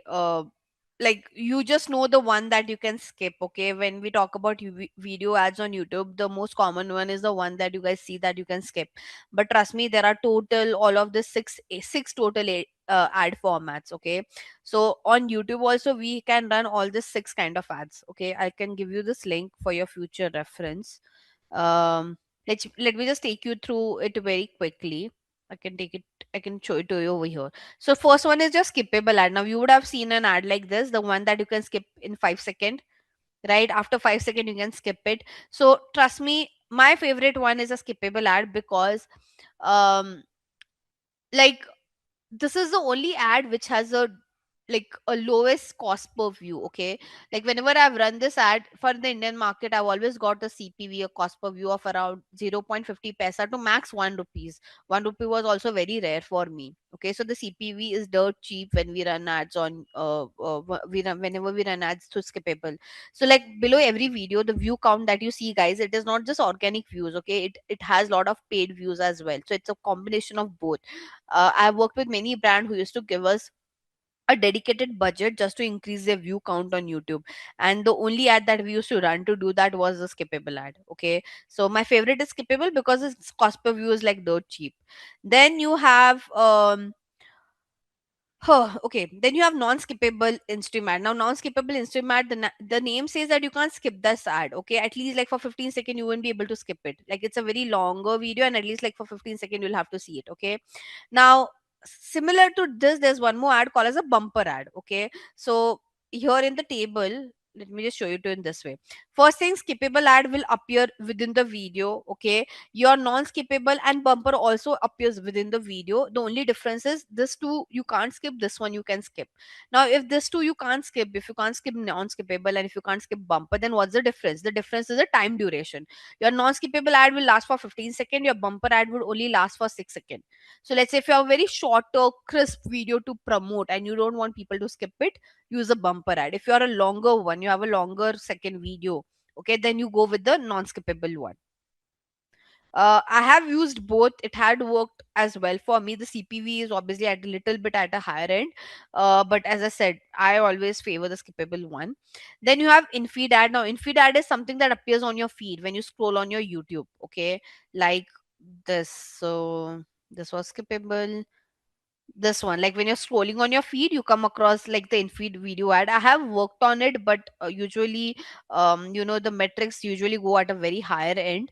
So how should I say, because in-feed video ad you can skip, right? Like, you're scrolling, you can skip watching that video. But your skippable, non-skippable bumper, at least you'll have to watch it for like few time, like for few seconds, right? In feed may, the only problem is that people can just, like, they don't even have to skip it, they can just avoid it. Okay, Then you have shorts. Nowadays you can show your ads on your YouTube shorts as well. And the most expensive ad is your YouTube mustard ad. Okay, this is like one of the most expensive ad. First thing first, so there's a lot of thing about this mustard ad. First thing, that you can't run it through Google Ads. Okay, it's not possible to run it through Google Ads. Either reach out to Google rep, like Google representative, or run it through DV360. Okay, these are two ways. Second thing, there are two options you have, like run it for entire day, okay, at a fixed cost. And other one is, let's say you don't have that budget to run this ad for the entire day, you don't have that kind of money, then the bare minimum cost that last we checked was like 10.5 or something lakhs. And the platform will commit you around 1 crore of impression. Okay, this is, I'm talking about Indian market. For other markets, honestly, didn't got chance to explore master ad yet. But yeah, for Indian market, when I worked, these are two options that we have. Okay, now what is this mastered ad? It is nothing but the ad that, like right now, I'm not sure on my YouTube you will be seeing mastered ad or not. Let's see, if we are lucky we'll be able to see it. Yeah, this one, this is your mastered ad. So on desktop it looks like this, okay, and on your phone, the first ad that you see, okay, that is your mastered ad. And like you would have seen that, okay, like whenever I open YouTube, I just see ad of this particular brand, like wo pura din wo usi brand ka ad you'll be able to see. So that is your mastered ad. Okay, as I said, if you want to run this like for one entire day, it will cost you around 1.3 to 1.2 cr for India market. And as I said, if you don't have that budget, then you can take the other section, which is like you might pay 10.5 to 10.6 lakhs, and it will commit you around 1 crore of impression. Now this mastered ad doesn't commit you any views, any conversion, anything of that sort. The only commitment that the mastered ad give is the impression. Okay, so hence it's like I mean very expensive ad. When it comes to its impact as well, guys, I mean wherever I have run this ad, we didn't got like a great impact, because I've run this for a mutual fund company. So it might be different for other categories. As I said, I mean for other categories I've heard for FMCG and all, it works really well. But I run it for a mutual fund company, and like for just for 1 month we see a lot of traffic coming on our website and all, but we can't ideally, we were not able to, I mean, we had other better options. Again, as I said, brands running an ad on masthead is more of like an option than making it mandatory. Like they just want to explore and see how it works. Obviously for FMCG brand, for startups who have a lot of money and they have like heavy spend on performance marketing, they prefer running master ad very frequently. Am I clear? And Google, by the way, trust me, Google is very smart with respect to mastered ad. So what they do, when I said that you have to reach out to Google rep, they ask you to at least do a slot booking 30 days prior. Okay, and what they're very smart. So what they do, there are brands who would have chosen a 24 hours ka slot. So obviously that day that brand's only ad would be shown. But there would be brand like us who just want to spend like 10.5 lakh. Okay, so what they do, they club brand like us for one entire day. So like let's say I've chosen 10.5 lakh. Krish has also chosen a slot of 10.5 lakh. So they will pick up 10 brands like this, and they'll give them a 1 day slot, and that in one entire day each one of our ad would be shown like after sometime. So let's say it will start with me, then Krish ad, then again they'll show my ad, and accordingly at the end of the day they'll again earn above 1.2 1.3 cr. Make sense?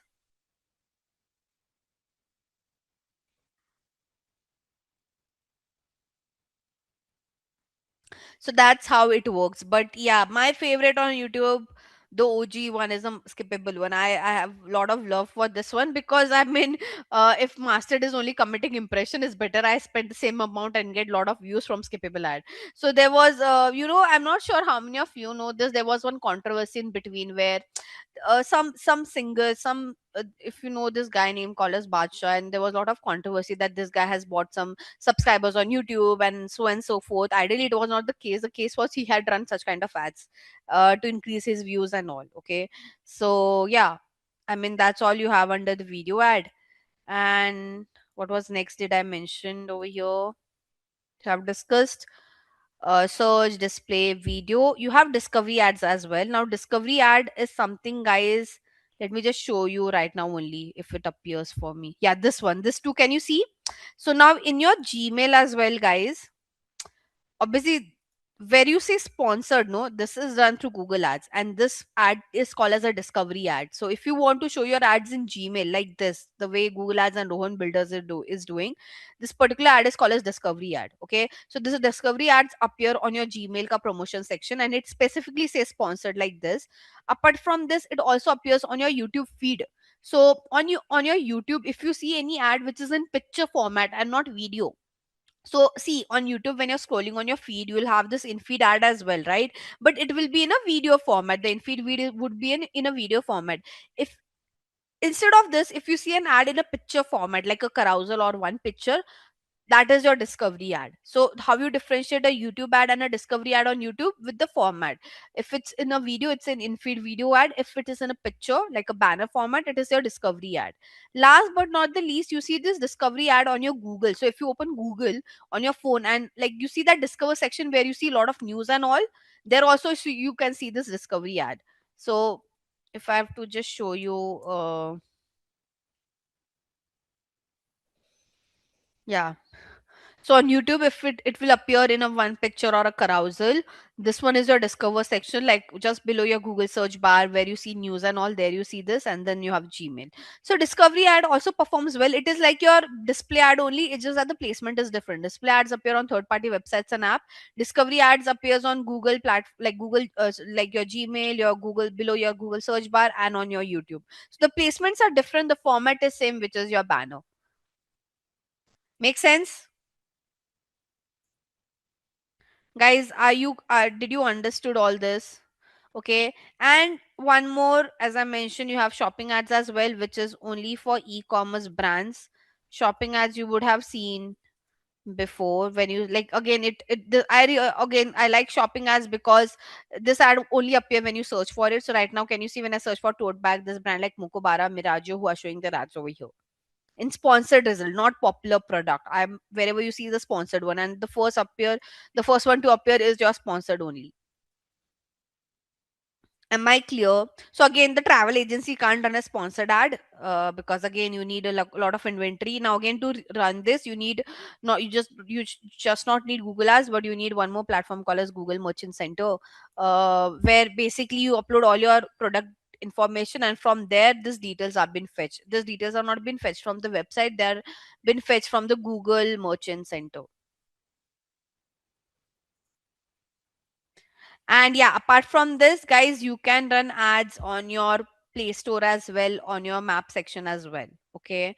So that it doesn't fall under any ad format. It falls under an objective which we call as app install and local footfall, increasing the local footfalls, like local store footfalls. So it's part of an objective, not part of an ad format, is what I would say. Yeah, this one. Can you see this is your display ad? Like I'm seeing Indeed's ad right now. Now then I'm seeing this ad bar for Dubai, ready for a surprise something. I mean, there's a lot of promotion going on for Dubai. So yeah. Are we clear now? So as I said, Google ad is very lengthy. Like as I said, like compared to Meta doesn't have all this complication. So like for Meta is very clear. You have different objectives at platform and placement. You choose what platform, what placement you want to show your ad, right? But on Google, to show your ad on all this kind of different places, you have to create a separate campaign. So and the steps and the, how should I say, the steps and all things also varies a lot. So Google ads is usually lengthier than Meta. Okay, and you can say expensive on some end as well. But I love Google ads because for the precision that it has. I mean, Meta is also good, but as I said, like Meta, I mean, the way we have search and shopping ads on Google, where the ad will only appear when someone is searching for it, you don't have that feature on Meta, right? So hence I love Google little bit more than Meta because of this thing that they have. Okay, are we clear, guys, with respect to the ad format? So just to show you here, whenever we create a campaign, right? So now if you want to, can you see this local store visit and promotion? This is the one, this is the objective that we use to show your ads, like when, like for that maps and all. Okay. And for app promotion, this is the one that we use. You would see a lot of ads running on your Play Store, right? So it's part more of with respect to your objective than your ad format. Make sense? And here you will see all your campaign types. So I have told you what is search ad. I've shown demand gen is nothing but discover ads. Okay, like now we call this as demand gen. Earlier we used to call this as a discover ad, the one that appears on your Gmail or discover section and all. Video also I've shown you, shopping also I've shown you, display also I've shown you. P max, performance max is like, guys, okay, now let's say you are a brand who want to show ads everywhere on Google. Like you want to show ad on search, demand gen, video, display, shopping. You are like, I want to show ad my ad on all of this, like, all of the sections. Then you can just run one campaign, which is PMAX campaign, and it will show your ad on all this placement. But now let's say you choose that, no, I just want to run ad on search and shopping, then you can't select a performance max campaign. The rule of performance max campaign is it will show your ad on all the Google property, not just one or two. So if you want, like, out of this five, you just want to show ad on all these three places: search, display, shopping. You can't tweak that on PMAX. Then you can't run a PMAX campaign. So only when the condition is that only when you want to show ad on all the five placements, then only you can run a PMAX campaign. Clear?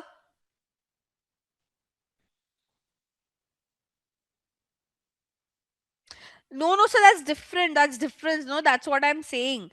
Discovery ad is for Gmail, as in Gmail also you get so many emails, right? So this is only for the sponsored part, guys, and this is expensive compared to your MailChimp. Try to understand. MailChimp, yes, you'll see all the emails that you get for the brand promotion goes into MailChimp, right? But as I mentioned, it's much more cheaper than running this Discover ads. And as I said, when you have to do bulk email, you have to do a lot of customized email campaign. It's better to do it through MailChimp than relying on this one. It doesn't work as good as your MailChimp campaign, because there you feed in proper data of the people whom you want to send the email, the customization that you do. Here you can't do that customization, no. Like on Discover ads are not customized to me. Guys, if you could see, this is not a customized ad. Email marketing is a lot about customization. Make sense? Again, this one is a like this is one through this one is to Discover. Don't compare MailChimp and this. How do you do customization then? What Google third party app you are mentioning, Sayed? Like, can you specify? You are just saying, okay, third party apps and website, your ad will only appear on third party websites and app who have registered themselves on Google AdSense. That's it. Yeah, display is part of third party websites and app. No, so in performance max, display is also part. No, as I mentioned, PMax is when you want to show ad on all the sections. So display ad is what? Display ad is, can you see, reach potential customer across 3 million sites and app with your creative. So this 3 million sites and apps are the one who have registered themselves on Google AdSense, and who have allowed Google to show ads on their sites and apps. So if those apps are registered on Google AdSense, yes, you can show your ads over there. And if you're choosing PMAX, yes, your ad will definitely show over there. But as I mentioned, PMAX is only applicable when you want to show ads on all the Google property, not just one or two. And for, I believe, Krisha, someone who have a question, guys, with discovery ad, you can't do customization, guys. This is not possible. This demand gen campaign doesn't help you to send a customized email. Pitch for Google, we never say just Google ads. We pitch what kind of ad we want to run on Google and for what objective behind it. So you can say, okay, we would want to run Google search and Google discovery more for conversion. With display, we'll try to get some traffic and remarketing, and with video, we'll try to get some awareness. Okay, you can't bifurcate that on Meta, because see, on Meta, like here, if you would see, when you choose one objective, it gives you so many options, so you have to choose. You can't show, you, like, as I said, there's no, if you are doing PMAX, then you just need one campaign. But let's say you have just chosen, I want to show ad on video, then the steps are completely different than what you have for search. So on Google, the campaign creation is much more lengthier compared to Meta. Meta is very straightforward, like it's very simple because they don't have so much kind of different options altogether. Okay, so for channel you'll have to mention in this way. I've already everything spoken. And now again you can say main platform, you can just say primary platform, secondary platform. If you are like, you can present in this way as well, that these are the primary platform where we would want to do our promotion. And then if we want to do some testing out, so like we always mention that these are my primary platform, and for to test out, for test out purpose, or like your secondary platform, you can pitch other paid platforms as well. As I said, if the brand, if that agency can try out LinkedIn as well, they can try out Quora as well, because on Quora there are many people who go and search. So you can use, when I say Quora, I mean Q&A kind of a platform, like your Quora and Reddit. They also have an ad section. Okay, so you can pitch that as well. But as I said, you can say it in this way, that this are primary focus platform and this are like for testing out purpose, because this platform won't perform as great as your Google and Meta. The Google and Meta, like your OG platform, every media plan, every paid campaign has Google and Meta within it. You can't, I've hardly seen any brand running, avoiding Google and Meta and focusing on other platforms, until and unless like they are like traders and all who just sell on Amazon, and they just want to focus on Amazon, and they don't have a website and all. But most of the time, like 90, I don't know, 95% of the time, the major focus has been Google and Meta.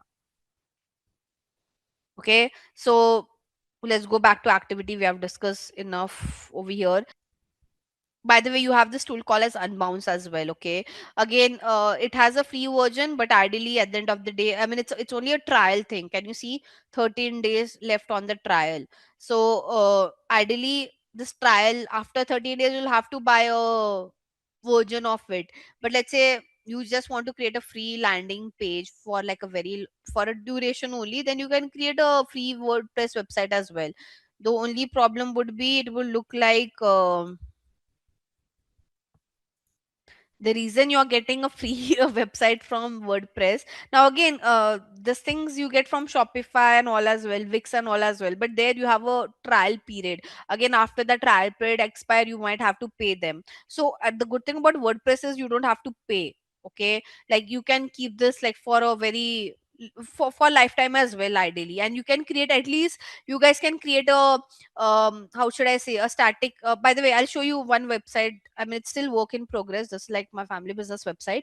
It's created on WordPress. So I mean, for B2B, for a service kind of thing, this landing page works like Gayatri, what should I say, WordPress works a lot. Like if you want to create, like this is created on WordPress, no coding, nothing of that sort required. So if you want to create a simple website, like which is only for inquiry purpose, a simple B2B kind of a page, service page, WordPress works really well. Yes, if you are creating an e-commerce brand, then you have to work on platform like Wix, Shopify and all. But this is all created on WordPress. And even if you're a non-technical person, you can still use WordPress. I mean, my job is not to teach you WordPress, but I'm just showing you how WordPress looks like. So you can create as many pages, but it's just that for this, when I say this is not free, because I had to buy the domain and hosting. Okay, make sense? So this one is free because extension says wordpress.com. For this one, I had to pay for the domain and the hosting. Domain is nothing but this, I had to pay for this name. Hosting is where this data has been stored. So when we create a website, all these pictures, all this content, it gets stored, right? So it gets stored in the hosting space. So you have to, when you create like a proper professional website, even like on for WordPress, you'll have to buy a domain and hosting. Now again, to buy that, you have many platform like GoDaddy, Hostinger, Namecheap, so and so. Am I clear? So this one, for this, the domain, like the platform is free, but yes, the domain hosting we have to pay for that. Clear? But like you can create like a decent website like this. You don't have to like pay a lot as well. It's just that every year, I mean, don't know if I'm not sure for how much time you buy the domain and hosting, but you'll have to keep on renewing it. This one is completely free. So this, like this is what, and but in free there are a lot of restriction. You can't do, you can, like, so the problem with the free website is, I'll tell you, um on free website, so WordPress has this feature called as plugin. Okay, now what is the role of this plugin? It's like you buy a phone, but it's telling, like, imagine you have bought a phone but it doesn't allow you to install any apps. Okay, that's the same way the free WordPress website works. Okay, so Those plugins are your apps that can help you to create a very good website. Okay. Otherwise, if you don't have plugins, you will create a website like this, which would also work for a portfolio page. So if you want to create your portfolio page and all, like where you want to show your work and all, this is like one of my student has done this, by the way. So she didn't wanted to spend money, but she wanted to show her work. She thought, let me do it in a different way, so she created like a free WordPress website. So for portfolio and this would work. But as I mentioned, you can't create like a very unique designs and all of that. For that, you need a plugin on WordPress, and to have that plugin, you have to create like a proper WordPress website. Then you'll have to buy a domain and hosting. So imagine this is a website that has been created without taking help of any app. The one that I've shown you, the business one, that was with the help of a lot of plugins. Okay, this one is good if you are a student, or like you are doing some freelancing, or you are just creating a portfolio thing. Like it's good for portfolio, it's good for blog writing as well, for that matter. But at one point of time, if your blog is getting a lot of traffic, you will have to buy like a proper domain. But you can do some practice over here, is what I'm saying.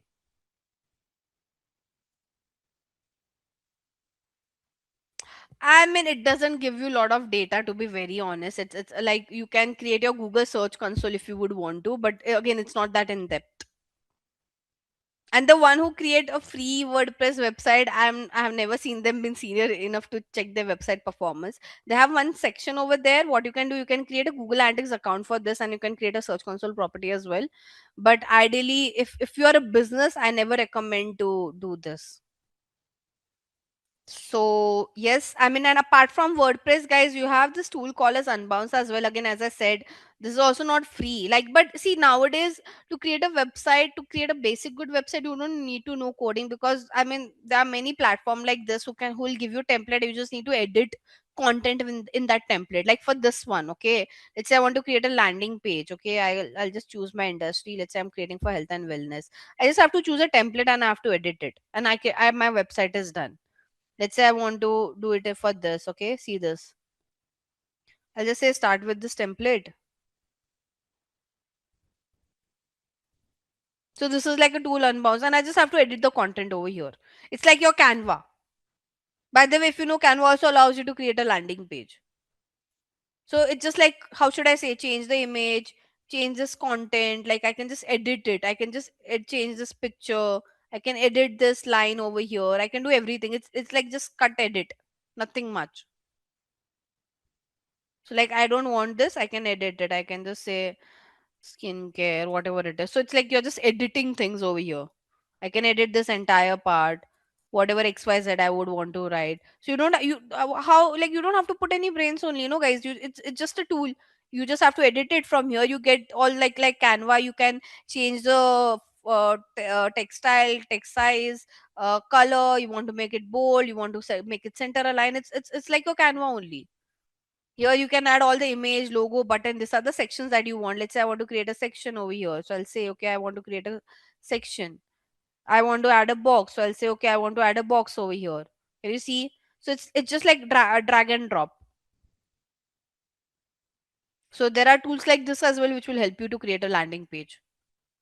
But as I said, it depends on the business need. You can't see, first you have to listen what is their need, why they want to create the website.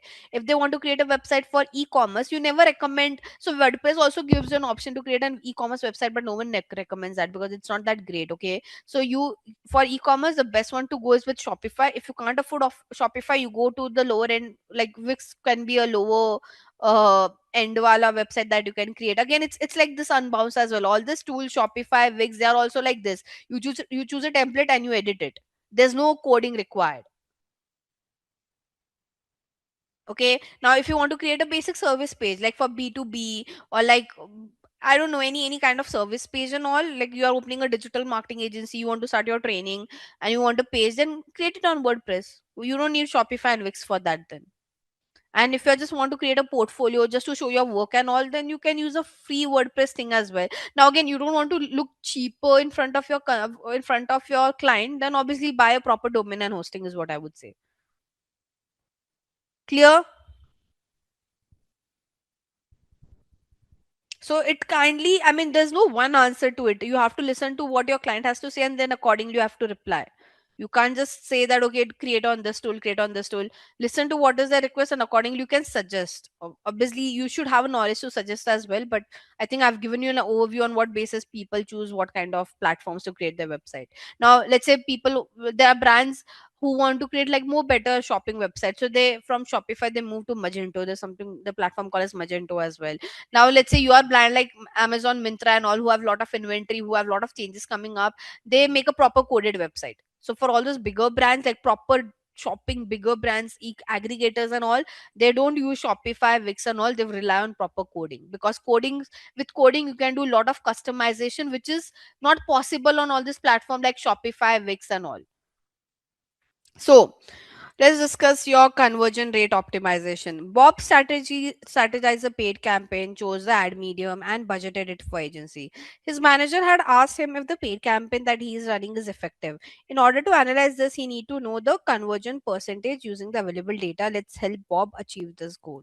Okay, now honestly, for this, you will get some data when when you work on your Capstone project, guys, because this is just like an overview slide. So for this, guys, ideally you need a data to do the comparison, and we have a data below. Like we have a table over here, so we'll do an analysis over there, not on this slide.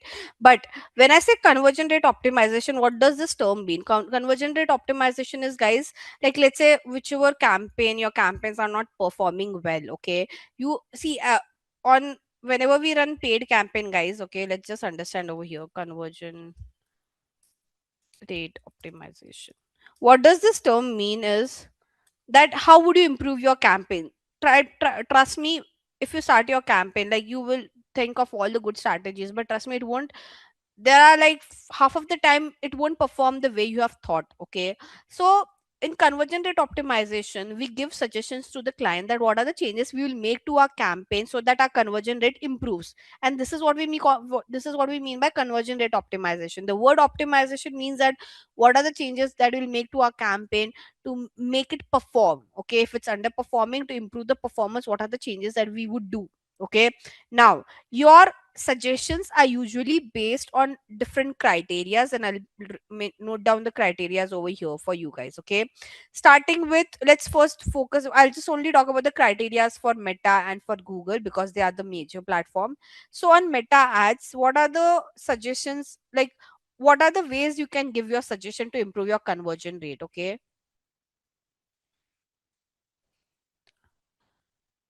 first one is your platform and placement. Okay, what do I mean by platform and placement?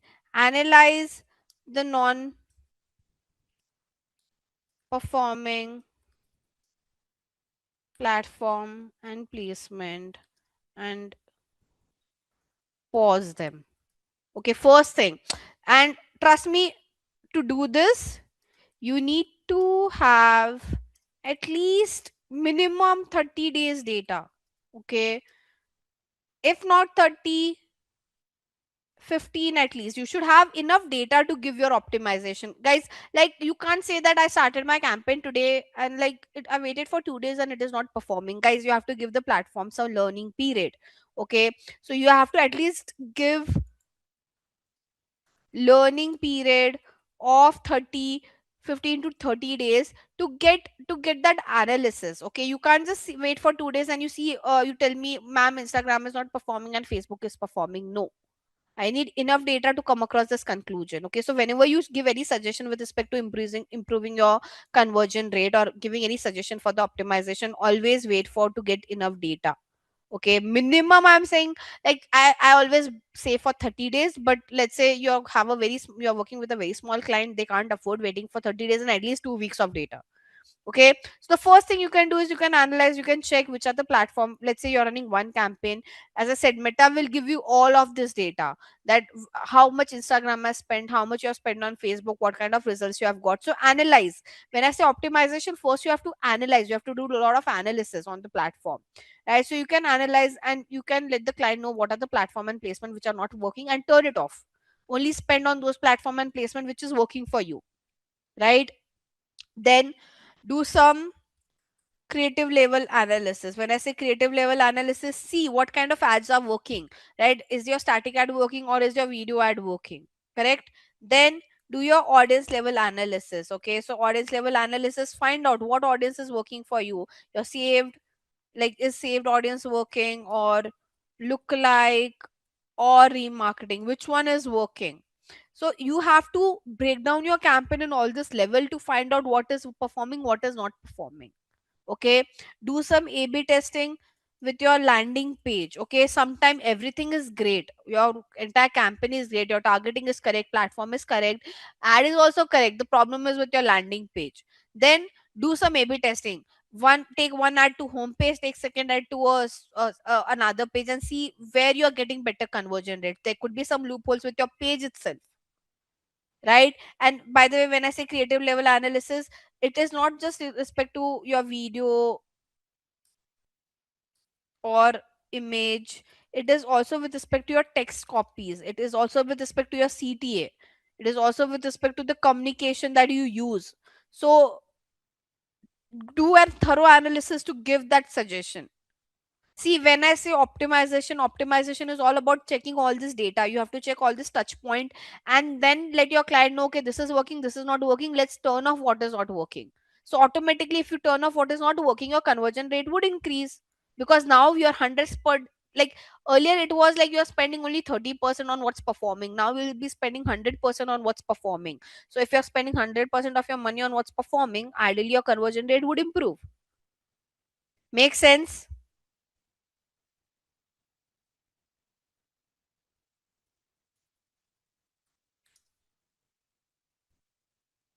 Guys, yes, no? This is what you can majorly do on Meta. Now on Google, the strategies are very different, but yeah, I can give you again. Let's start with Google search. For Google search, the first thing is your keywords, guys. Like, it's how should I say? Everything is dependent on your keywords. Okay, so you have to give a list to your client of performing and non-performing keywords. We all see, guys, on what basis you are judging this is performing, this is not performing?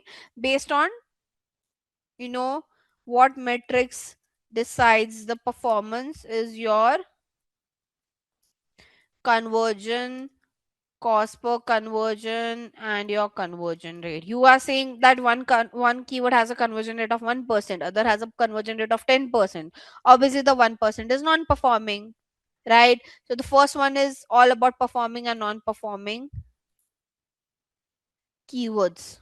Very important. You have to tell your client. When I say this, you have to let your client know, is generic performing better, or brand, or competitor? So give that analysis. Long tail is performing better or short tail? So you have to give a thorough keyword research analysis to your client. Even keyword analysis also depends on categories.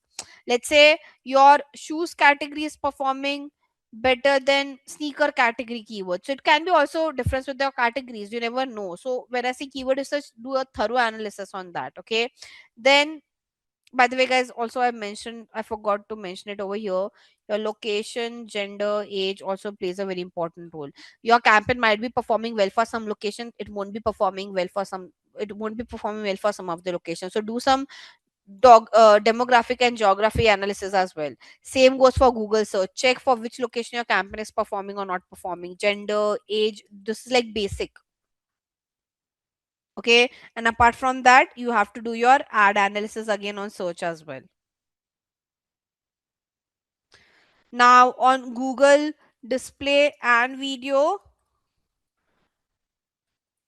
you have targetings. Okay, so and Google display video have a lot of targeting types. I'll just give you a glance. So you can target basically based on, so here the campaign will show you how your ads are performing on some specific websites and apps, right? So you can just see how your targetings are performing, same how your ads are performing, and how your other demographic like location, gender, and age has been performing.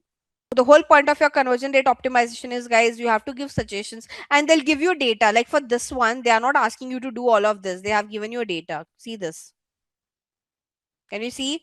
number of visitor, number of conversion rate. So there's a good chance in your capstone you'll get the data. You just have to analyze the data and you have to respond accordingly.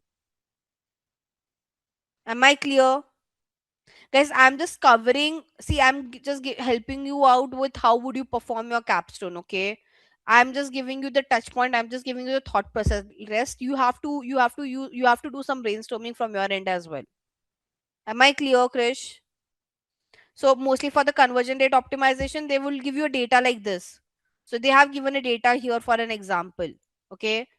So here, can you see analyze the campaign conversion? Bob knows how to analyze the campaign conversion. Now he wants to know how to calculate the conversion rate. Along with it, he wants to observe a few example. Okay. So they have given you an activity over here, right? With the available data, Bob identified the conversion rate for the paid campaign. Now, see, guys, how do you now? This is more based on formula. I have told you how to calculate the conversion rate, right? If you remember, if you go back to my first lecture where we have done this, so the formula to calculate your conversion rate was what? You had to take your conversion divided by your clicks or impression, depends on what is given in your data, and you have to do it into 100. Let's say the data that has been presented to you have clicks instead of impression, then divide it by clicks. If it has impression and not clicks, then divide it by impression. But first you have to take your conversion, then you divide either with clicks or impression based on what data has been presented, and you have to do it into 100 because conversion rate is always in percentage. Okay, so for this you just need to know the formula. For, let's say, for if you get this question on his manager has asked him if the paid cap, not this one, sorry, this one, we have covered this conversion rate optimization, I'm talking about this one.